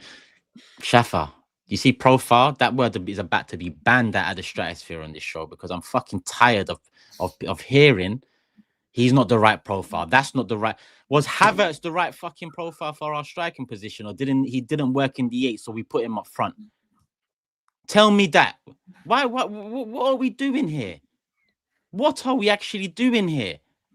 Stop all that nonsense. Profile this, profile that. You know, man. Arteta said we need to do something different without Saka. How about that different is you play a 9 as a 9. We ain't got a 9, so buy a 9. Do that different. Forget the profile nonsense. Vlahovic 2 years ago, Sesko in the summer, now is Isak. Are they all the same profile? Is Isak the same as Vlahovic? No, he's not. Or Sesko, he's not. So why are we making excuses for? We know Arsenal ain't spending a lot. If even in Jan wingers are available, bring me Kudus, Williams, even Sane. That's who you should go for, you know? Who? That's who you should go for. Go for Kudus. Oh yeah, but his release clause is summer though, isn't it? 80 mil. Summer's gonna say. Put the P down. If I'm Arsenal, put the P down for Kudus. Go grab him. He can play in field and he can play off the right. That's who I would be looking at. I like listen, Kudus. This makes me more angry. We bought Havertz the year they bought Kudus. Yeah. Like AK says, we ain't got no money, but we'll still win the league. 22 games unbeaten and still think we have a few gears to go up. Come on, Reds, bring number 20 home. Well, that one's on Liverpool, but I've still got it in there anyway. Big up from New York. Turkish was looking to tombstone Julian yesterday. He was about to rip out the rest of it. Hey, can someone send me the clip, please? Bro, I flipped on starting 11. Is it on no context? Let me just quickly watch it. Nah, it was then. AFTV Extra, man. Check out there. It's probably on AFTV. Yeah, is it on there? I don't know. It's probably on there. Yeah, it's probably on there. It's not saying I want to see. Somebody send me the link, please. If you're on Twitter, just DM me the link, please. Yeah, it's definitely somewhere out there. Chris says, you guys are legends. Seen every episode of the Big Six and followed Turkish since his first vid in the backyard. Much love and keep it up. Come on, you Gunners. Love Chris, man. Old school. Them vids on the balcony in the backyard. Mad. No mic, no real camera, just making do with what we had. And here we are. Gareth says, if Arsenal had won the Europa when they were in it, it would not have been seen as a serious trophy, Tobs. Don't peddle nonsense. Okay, that's City. We've got another United one there. How will Arsenal cope without Saka for 2 months? It's more against Newcastle in 2 semi-finals, and will Arteta be under pressure if you're knocked out? Of course, Arteta's under pressure right now. Right now. Forget getting knocked out. He's under pressure.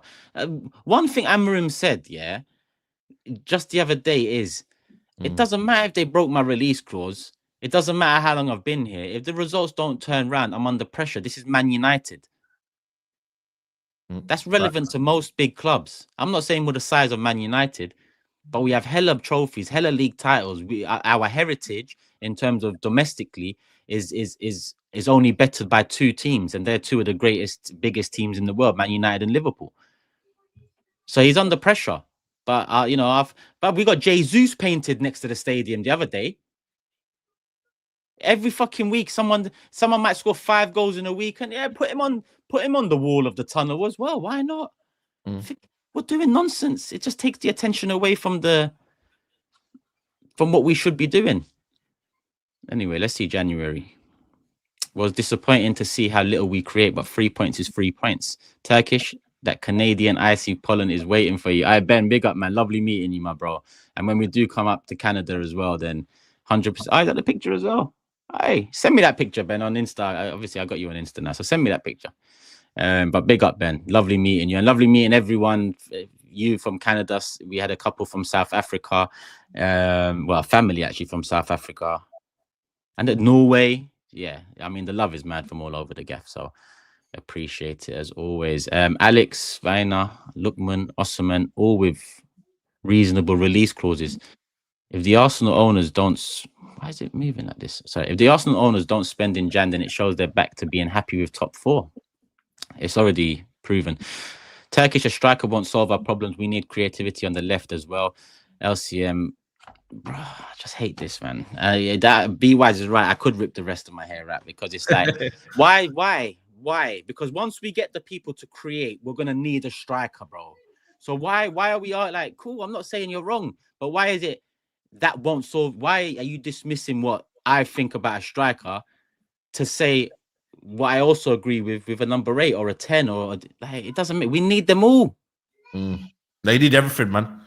How can we not need a striker? I've only seen like 1 or 2 teams in my life, 30 plus years of watching football, win majors without a striker. Man City and Liverpool, and their strikers came from the wings anyway. When you're looking at the setup and the structure and the volume of shots coming from either side, Mane, Salah, who was either side of Foden, I can't even remember. But yeah, we don't need a striker. It won't solve our problems. Fucking help. Did you see worse than Nunes. Did you see Iwobi balling out? Did you see Iwobi balling out for Fulham these days as well? What's your views on that one? That's his level. Like, enjoy Fulham, man. Whatever. I don't care. Gyökeres is worse than Nunes. Portuguese league hype. Everybody scores there. Bro, allow that, man. Sorry, but the thing is, you can do this argument for everyone. I remember when the Dutch league used to be like looked down on. Remember Kesman and all, and then Liverpool go get Suarez, and then what now? And then what now? And there's always anomalies. Like people just need to stop like using silly arguments to back up their belief. I don't disagree with people about we need an 8, we need a backup 10, we need a backup to Saka, but we also need a striker and a left winger. It's just facts. Let's move anyway. Sorry, I just see a comment. Let's do predictions for Arsenal, Brentford, Arsenal. That one's on New Year's Day, so that's the last fixture before we come back again. The day after on the 2nd. So SAEED, Brentford away. 2-1 Arsenal. 2-1. Matisse. Matisse. Oh, exactly. All right. He's lost. Wait, head's gone. Head's gone. My head's gone still. Head's gone. Oh, you lot, man, stop stressing him out, man. It's Julian, it's not us. Julian needs Did to someone send you the link to that clip? I did a search on Twitter. I've just seen it. I was watching it in the background, and yeah, Julian. I don't know how you didn't end up strangling him. You can't reason with fans like that. It's crazy. Because, bro, murder on camera is life behind bars, bro. So that's the only thing that stopped, man. Yeah, if the camera was off, then things could have happened, bro. Matisse, sorry, I'll just wait. Yeah, Matisse has sent his and he's gone 2-2. And he also went 2-1 to Newcastle for the one above, the one before. Steve? 2-0 Arsenal. 2-0.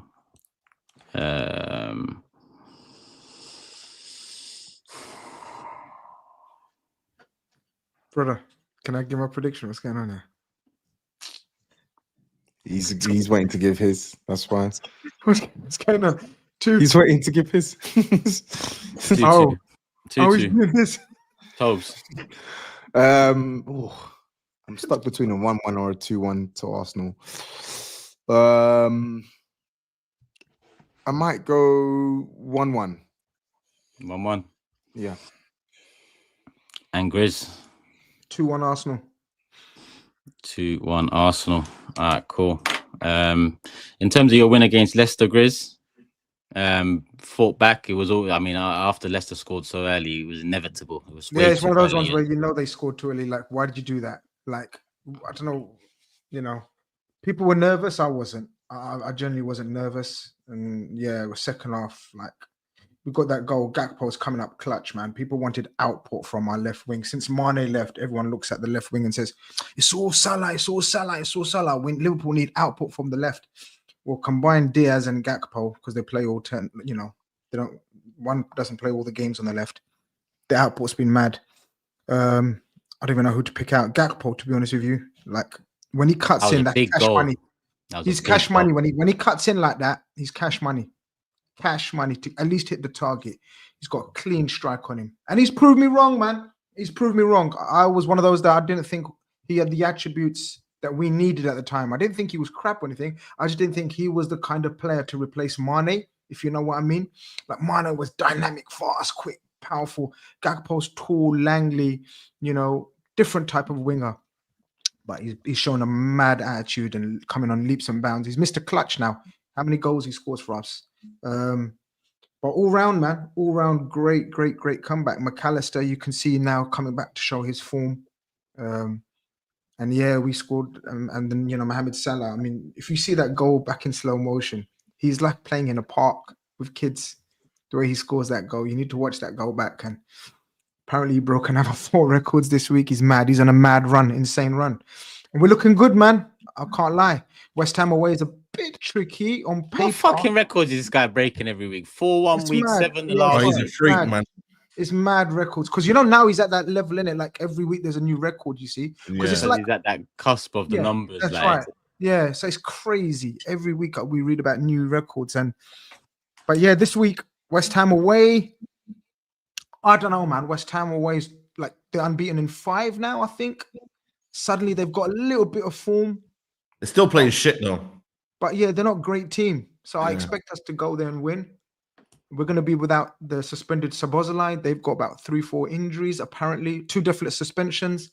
Look, it's not going to be easy because every game's going to feel like tense and pressure and, oh my God, we just got to keep going. But I'm very close to saying the title's ours. Very close. I think I'm a few wins away from saying it. So hopefully we can notch up another title and then you lot can get the words out of my mouth eventually because that's what you lot are waiting for. And I will deliver. With the war. There's no one. I will deliver. No one with the 2 main challenges. It's only Arsenal. It's only Arsenal. Say it's gone. And then you've got Matisse whose arse fell out early. It's only Arsenal. It's only Arsenal. You still say without Saka? It's no, without Saka, that's huge blow. Huge. Yeah, but last season, agree. No, De Bruyne and Haaland, and everybody said that was done. And after Christmas, they went on a run. Saka, I don't think they've got the capacity. Arsenal a better team than we've I don't think they've got the capacity. I don't think they've got the capacity to do that. What you guys? We'll still win games. We'll still win games, but 100%. We're gonna drop points. You're gonna drop points. We're gonna be held. We're gonna be stifled. Like, I think the way Toby broke it up was fair. He said, in that 2 months or whatever, can you see Arsenal gaining more points than Liverpool? And if you can't, then that means, let's say Saka did come back. Let's just say, I know we don't know when he's going to go. Let's say he's come back. And if that's the same gap, it's over. Do you get it? 100%. Like in that gap, I can't see Spurs, I can't see Arsenal getting more points than Liverpool. Fixture list, as I said, our last 5 fixtures are mad. And I've said it before, we have to have it won before the last 5 games.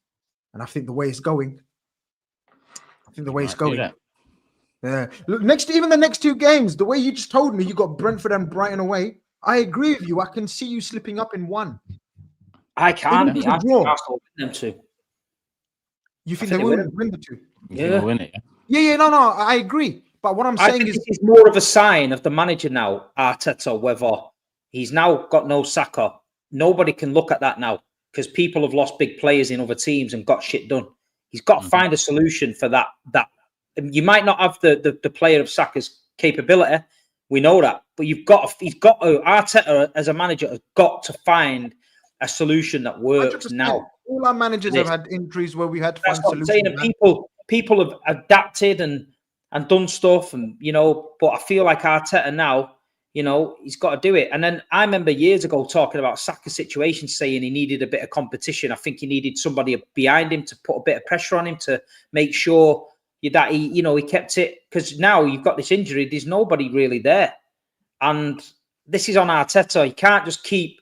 I know the fans want to demand a player every time something goes wrong, but they demanded Declan Rice. They got Declan Rice. You know what I mean? They demanded a striker. He's ended up going with Havertz. That's on him. You know what I mean? He decided that.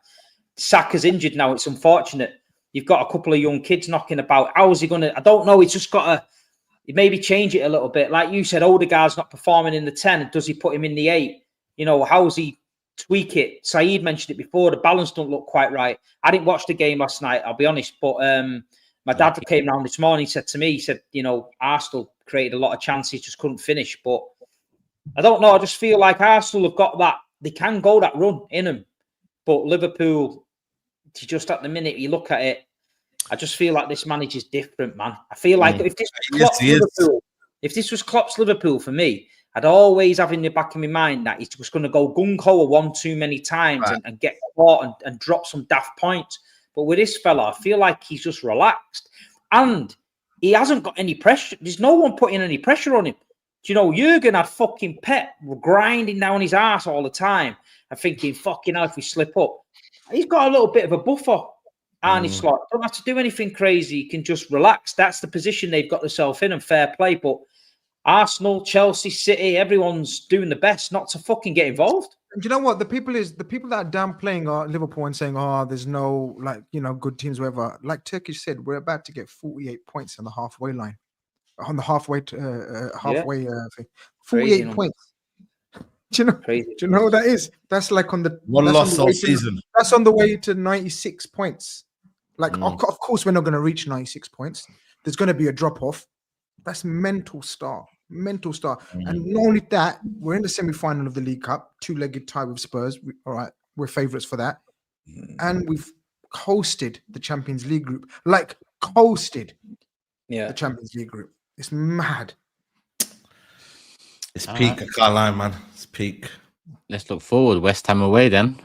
You mentioned this. It's going to be a tough one, considering West Ham are in a somewhat better place. I'm gonna go. I still think 2-0. Wait. SAEED. Yeah, man. I'm visions on top, innit? I keep thinking I'm on top of everything, but I'm not on top of the predictions league. Yeah, and I'm bottom of them. I'm top of the prediction league. Crazy, innit? I'm gonna say Liverpool 3-1. Liverpool 3-1, yeah? Yep. Matisse has gone the same, 3-1. Steve? 3-0 Liverpool. 3-0. I'm going to go 2-1 Liverpool. Tobs? I'm going to go 3-1 Liverpool. Another 3-1. And GRIZZ? 2-0.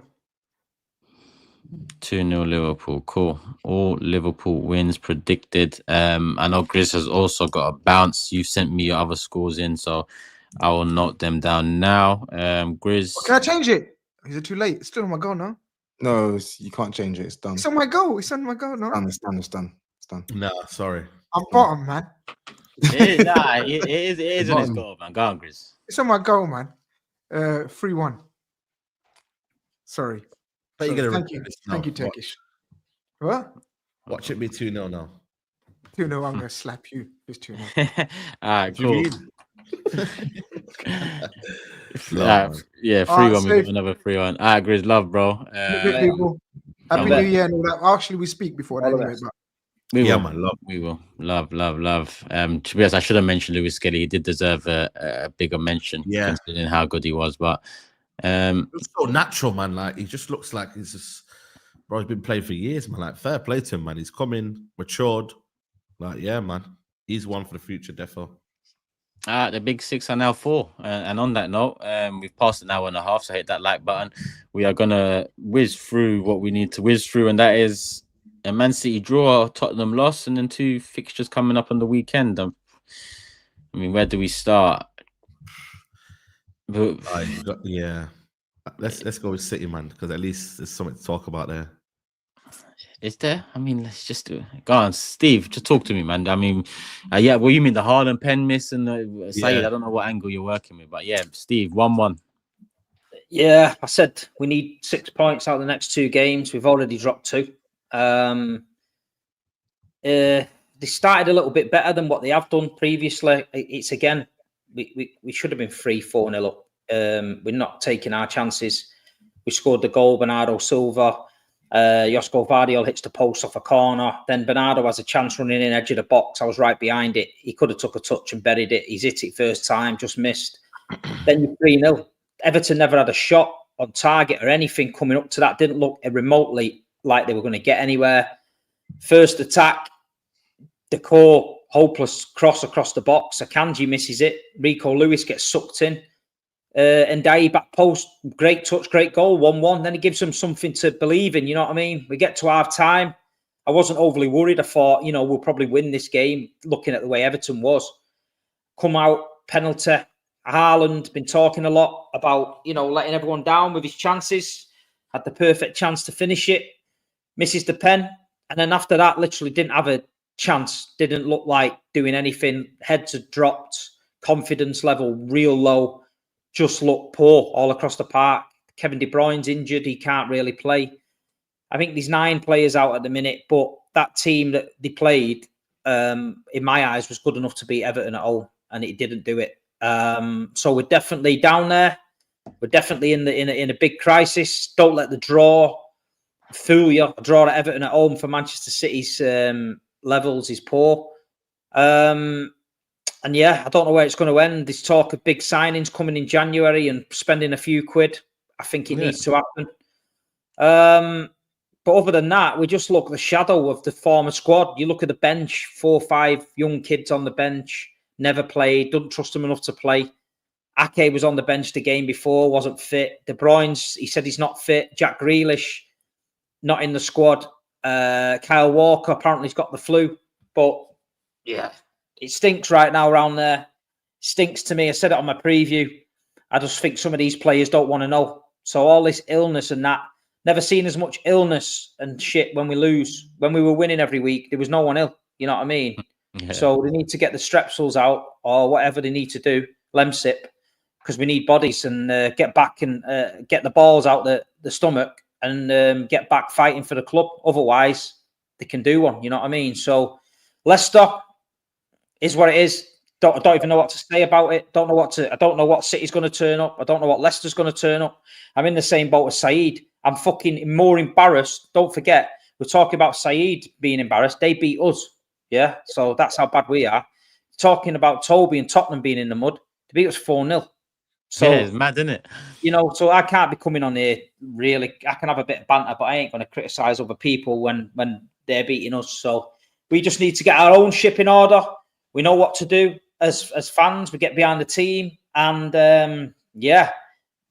we just got to win. Win is a must. Don't care if it's 1-0 off Sean Goater's ass. I would just win. You know what I mean? Any which way. Nah, seriously, man, it's mad, bro. I can't. Generally, I thought Haaland would step up, and he looks a shadow of himself, man. You know what I mean? Don't get the ball, SAEED. It's weird. Someone's put here, what about the booing in the stadium? Yeah, there was booing. Some people were booing me, and I don't understand it. But listen, you get people like in the stadium. You know what I mean? People that are demanding. There's certain level of fans at football clubs. Some will back the team through thick and thin, whichever division you're in. They'll go week in, week out and get behind them. Never criticise, always back the team. And then you get ones that want to be entertained. You get ones at 77 quid for Everton on Boxing Day at 12:30. 77 quid I had to pay for a ticket for my dad. And then you get there and it's Boxing Day, man. People are pissed up. The people was like, oh, I'm not going. I'm like, why? I went, oh, I had a heavy one at Christmas and all that. And I'm like, the team needs the fans behind them, man. It's just weird shit, but we're well off it, man. We're absolutely well off it at the minute. And it's just a mad drop off. I can't tell you, if we could have seen it coming gradually over a couple of years, then you get used to it. You're not quite the same level. But to go from what we was to a year ago, lifting the World Club Cup in Saudi Arabia to 1 year later, like this, it's mad. But listen, I'm here for it, and we'll see how it goes. It's really bad. It's like coming from a fan of one underperforming team to another. I think I think we've been critical of Pep as well, but like even when you're watching some of these Man City players, the knock just ain't the same. Like players are making very, very uncharacteristic errors at the back. Midfielders are struggling to get control of the games of football, and then there's nothing in attack. Albeit against Everton, I thought Savinho actually did quite well in the second half. I thought he was the one that was trying to get busy, trying to really, really create some dangerous situations for Man City. But again, even Savinho, there was a moment in the first half, and I'm sure these things will come with age, but there was a moment in the first half where he's got the ball off the right, he's cut inside, he's created an angle for himself to shoot, and he's just not shot. He's just continued to dribble, and he's just let it go. When 2 years ago, if that's Riyad Mahrez in that position, you don't even need to think. It's 1-0 done. Yeah. Right. And when you watch what Man City were 2 years ago to now, it is really, really scary. And it's as critical as I am of Pep, you can see quite clearly there is a personnel issue here where players have been flogged for far too much and they're not where they used to be. And then the players that have been brought in that are being asked to deliver to the same level, they just can't do it. They cannot. Bernardo Silva the other week, he looked like he'd been on crack. I swear to God, at the end of the game, he was having an interview. He looked pale as fuck. He looked like he'd ran himself into the ground. And don't forget, Bernardo Silva that came to Manchester City for Monaco was a number 8, number 10 creative midfielder that was in the pockets, laying it off, shooting, scoring goals. The Bernardo Silva you're seeing now, he's being asked to play fucking right back, left back, right mid, track into centre mid, run around.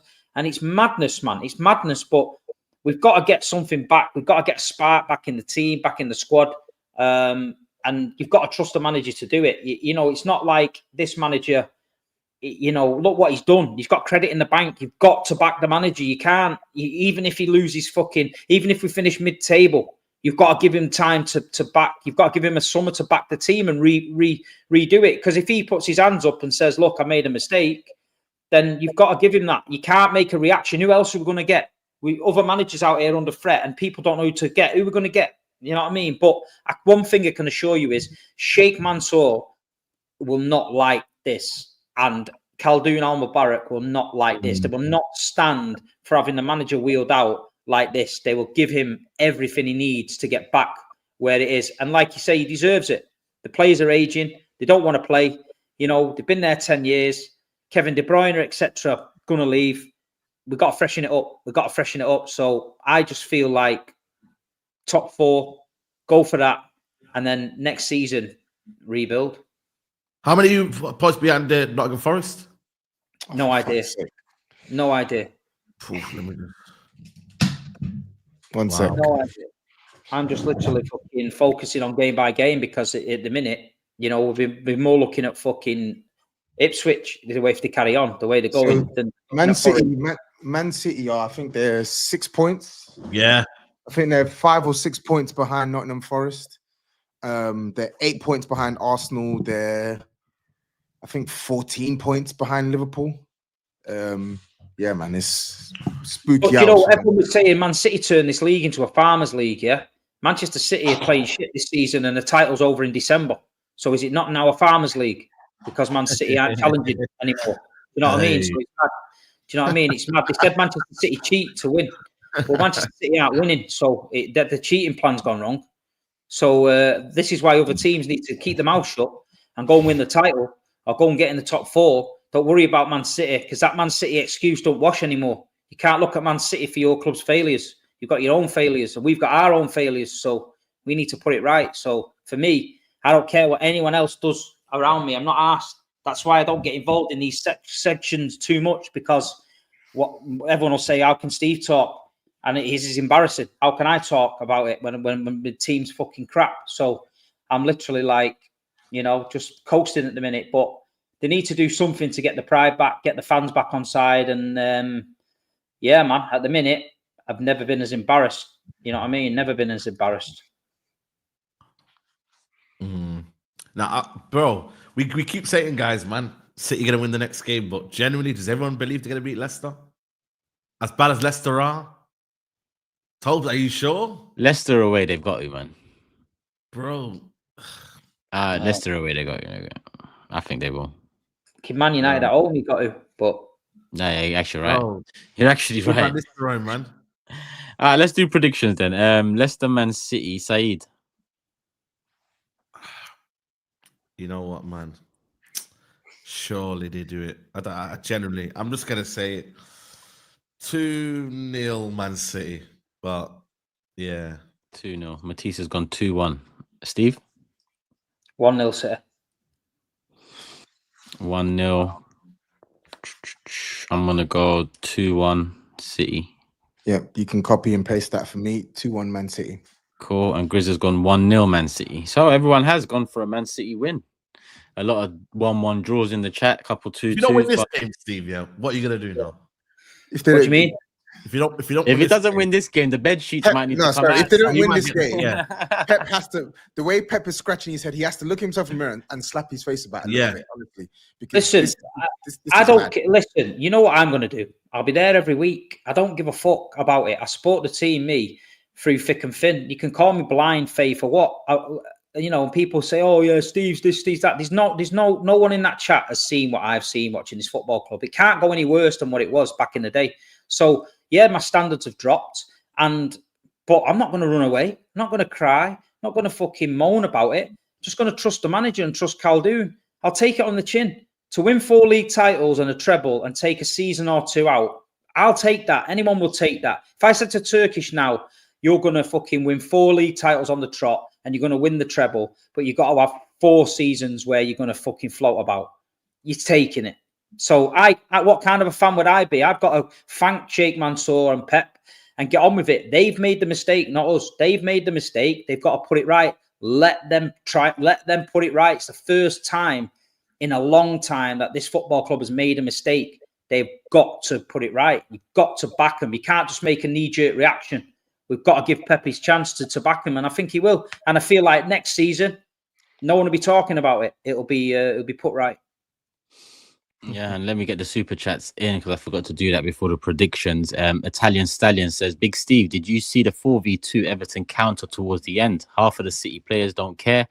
The players that want to leave, let them leave. Yeah, it was a mad one. Everton, any better team. It was same as Fulham against Chelsea. It was exactly the same counter attack. If they'd have passed it, that should have been a goal, honestly. Bro, that was it. Who was it? Yeah. Oh man, it was awful. Terrible. Garbo says, Steve, do you really think Pep will stay for a rebuild? It looks like a major one is needed, and I think he'll be gone by then. No, I think he probably needs a rebuild to freshen himself up and get working with a new bunch of players, new ideas, new tactics, bit of youth. So yeah, I think he'll be there for it.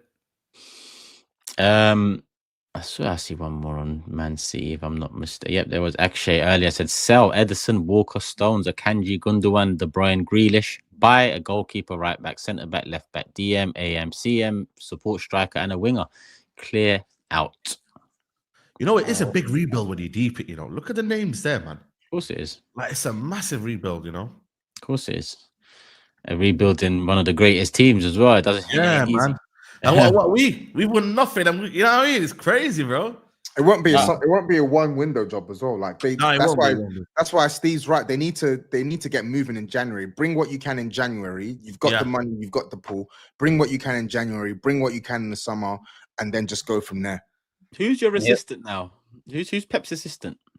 It's Juan Lilo. He's some mad fucking dude. He's crazy as anything. Is he young? No, he's an old guy. He's been there before, then he left, and then he did what he was doing somewhere else, and then he came back. You know, they've got Hugo Viana coming in from Sporting Lisbon as a new sporting director. They've changed the academy. Obviously, Wilcox went, and then they've brought in a guy from Bayer Leverkusen, I believe, was their academy manager. He's now our academy manager. So there's a lot of behind the scenes changes. You lost. It's mad, like, you know. It's like the Kitman Brandon who they all talk about. He left.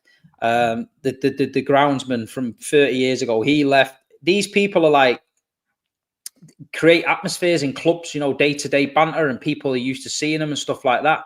So there's a lot of going on around the behind the scenes at the minute with different things happening. But so everyone's going to put different things at it. You hear rumours about Pep Guardiola coming out this week, and it's just madness at the minute. But it's just, I think it's just that, in my belief, honestly, I just feel like they let it go and they didn't freshen it up quick enough. You know what I mean? Which they've been so good at. So they made a mistake. They got to put it right, and I do believe they're going to make a statement. They're going to make a statement. I do believe that in the summer, they're going to be talking big names. They're going to go out and get them.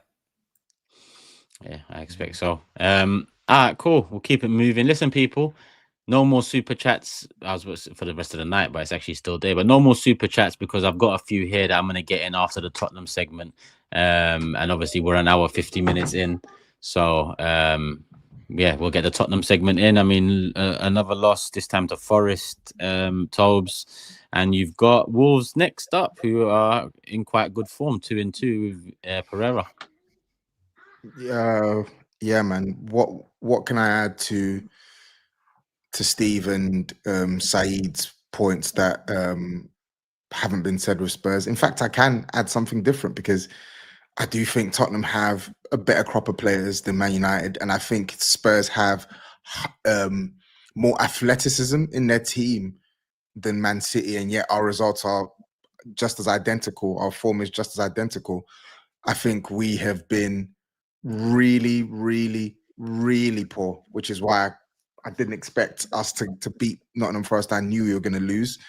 And yeah, man, against Wolves this Sunday, genuinely, I'm concerned that we're going to lose at home. They beat us last year with, on paper, a squad and a starting 11 that will be better than the starting 11 that we're going to deploy on the weekend.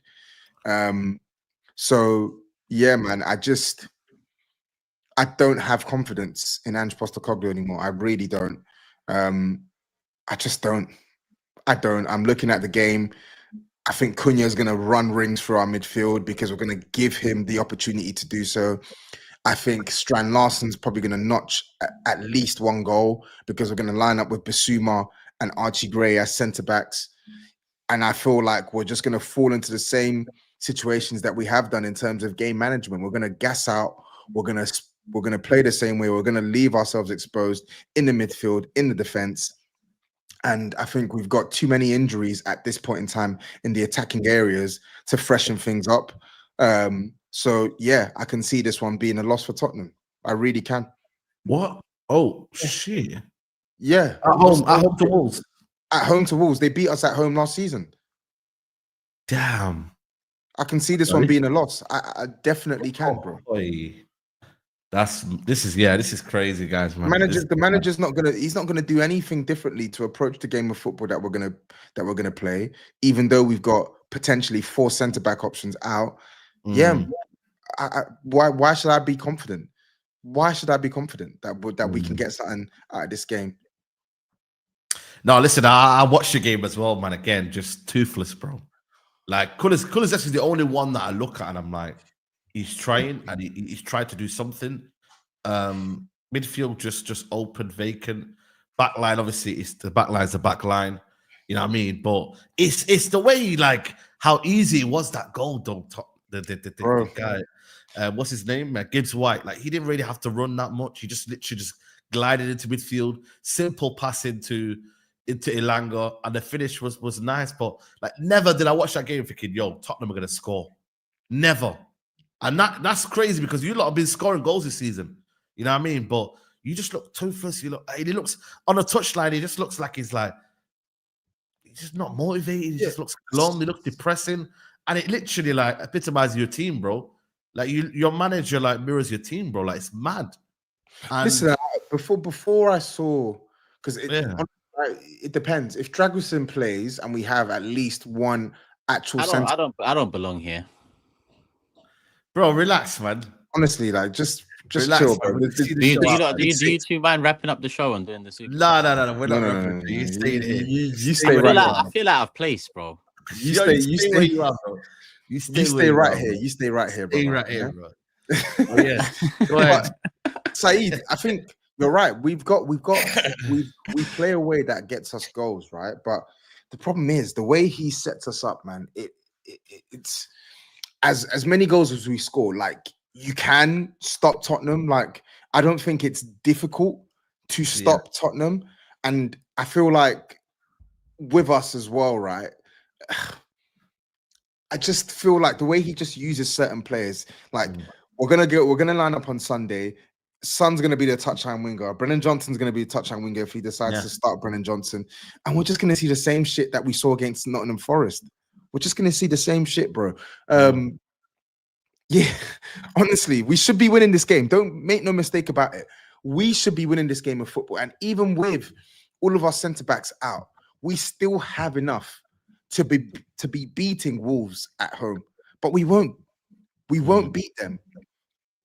I don't think we will beat them. Defensively, they're not great, and they weren't that great against United, if I'm being truly honest. They didn't play well against United in the first half. They were toothless. But the problem is, SAEED, we're going to give them life. We're going to give them space to play in. We're going to give them opportunities. We're going to give them areas to hurt us. We're going to overcommit bodies forward. We're going to run out of energy. We're not going to manage this game well enough.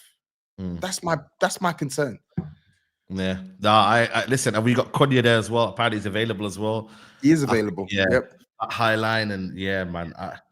Bro, surely a draw though, man. Like, surely a draw. Mate, bro, you would think.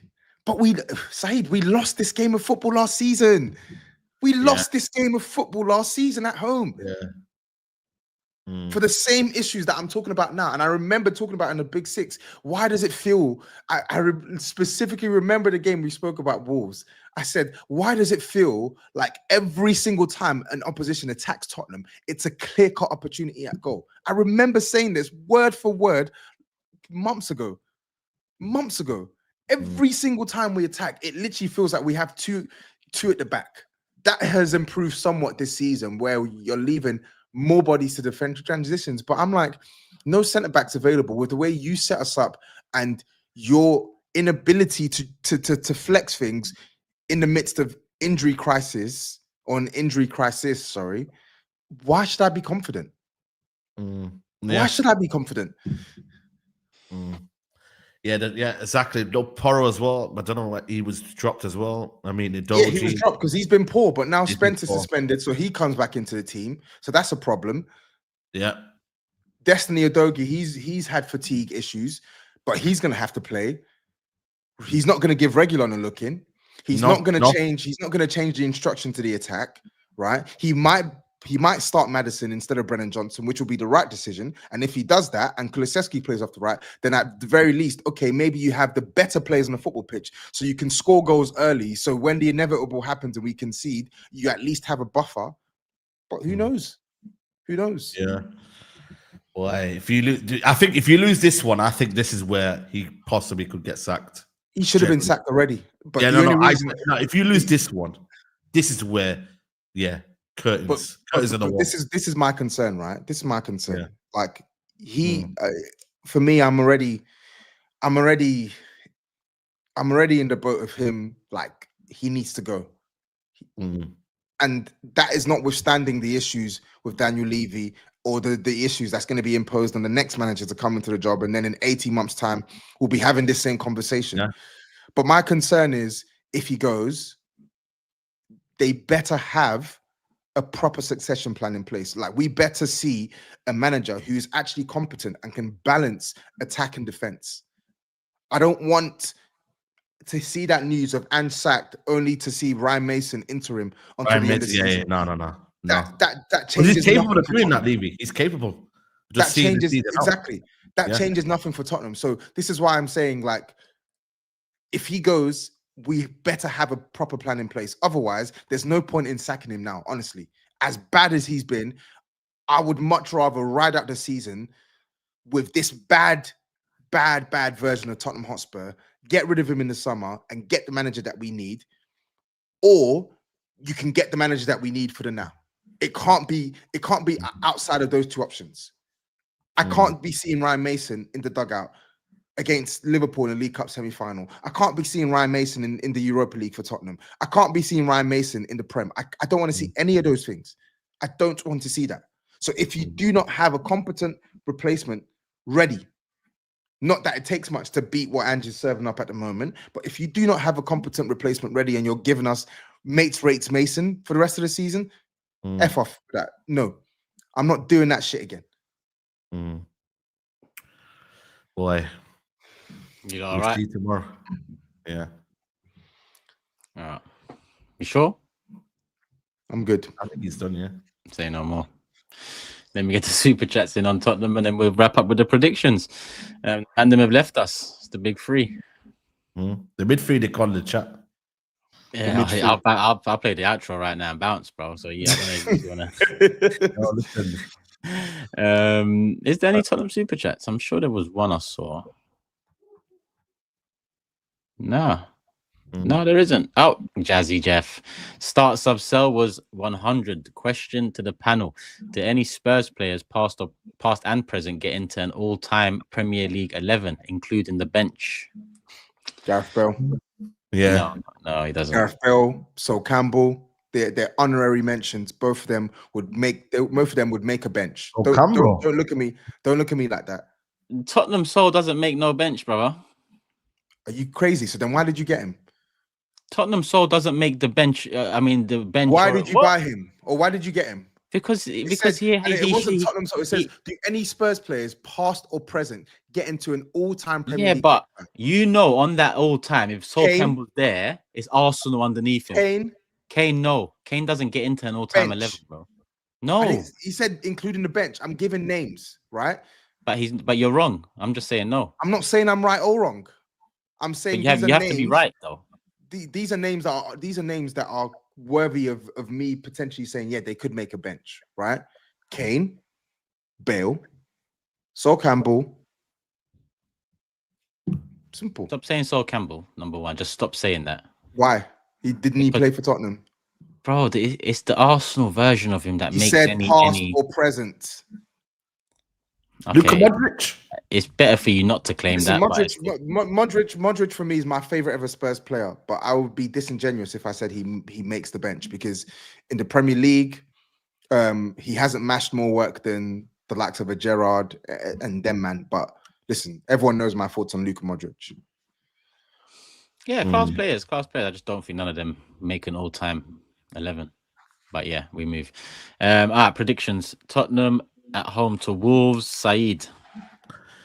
Oh man, I'm gonna say 2-2. Okay, Matisse has gone 3-1 to Tottenham. Steve's gone 2-0 to Tottenham. I'm going 2-2. Tobs. I'm going 2-1 Wolves. 2-1 Wolves. Okay, I'm not going to ask no questions. Riku, I've saved this one. Obviously, I did ask you to put it back next time. I've saved this one. We can't do it now, primarily because there's only 3 of us left. But I've literally written it down here. Mount Rushmore, countries and clubs. So no need for you to put it in again. I've even put Riku there. So when we do get it in, I know the question comes from you. Aditya says, first time watching the show live. Been watching it for 3 years. Another season pissed away by Arteta and the board. Liverpool, much better team. And GGS. What's that? GG's. GG's, yeah. It's like, I don't know. You gonna guess so?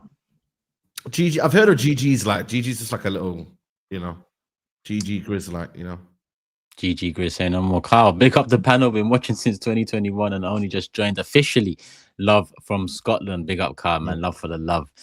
Jay Singh says, man, you are embarrassing. How do you concede direct from a corner? It's like a YouTube challenge more than a pro football match. Pick up the big 6. PSV says 3-0 Newcastle at OT. Ivorian Messi can't get you over the line. Not on his own, unfortunately. And Jason also adds, it will be fun to cutting Neto out of the way when he tried to take him out, and then creating the goal was one of the best things I've seen in a while. Wobby's, he's found his place, that's for sure. White Glove says, league done. Other big 6 needs. Mind you, he could probably start for Arsenal right now, Wobby. You're not wrong. So you're not wrong. Yeah. Here's what it is. Other big 6 need to look ahead to 25-26. Arsenal and other clubs' January business needs to be long term. worry Arsenal might do the stopgap thing, 100%. And that's why, as much as I not disagreed, but I got a bit frustrated with Shafa and a couple more super chats. The way I look at it is, you buy a top striker in Jan, whether it's a 26 or whatever year old Gyökeres is, or Osimhen, who's what, 25, 26 as well, mid 20s. So they've still got 4, 5, 6 years left in them. Ideally, if they hit the ground running, so it will be a case of there is players there in January that are not stopgaps. They're players that should come in and elevate the squad. But that is all the predictions. That is all the super chats, and that is all of the content we give for you today. I was about to say tonight again. So not used to doing these afternoon streams, but I enjoyed it. We enjoyed it. We lost 3 man along the way, but we'll be getting back to regular scheduled programming. The next big 6 will be the day after the Arsenal Brentford game.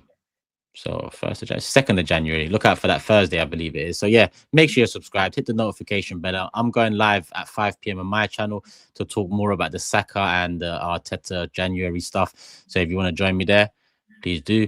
I'm less than 500 away from 100k as well. So make it happen, people. If you can make it happen, go subscribe to the Man Them All channel. Links in the description below. Show HelloFresh some love. Scan the QR code or use the links in the description, live chat or comment section, depending on what time you're watching it. On that note, people, love for the love, and we're out. We'll see you again real soon, and have a happy new year. Thursday, link up again. Peace.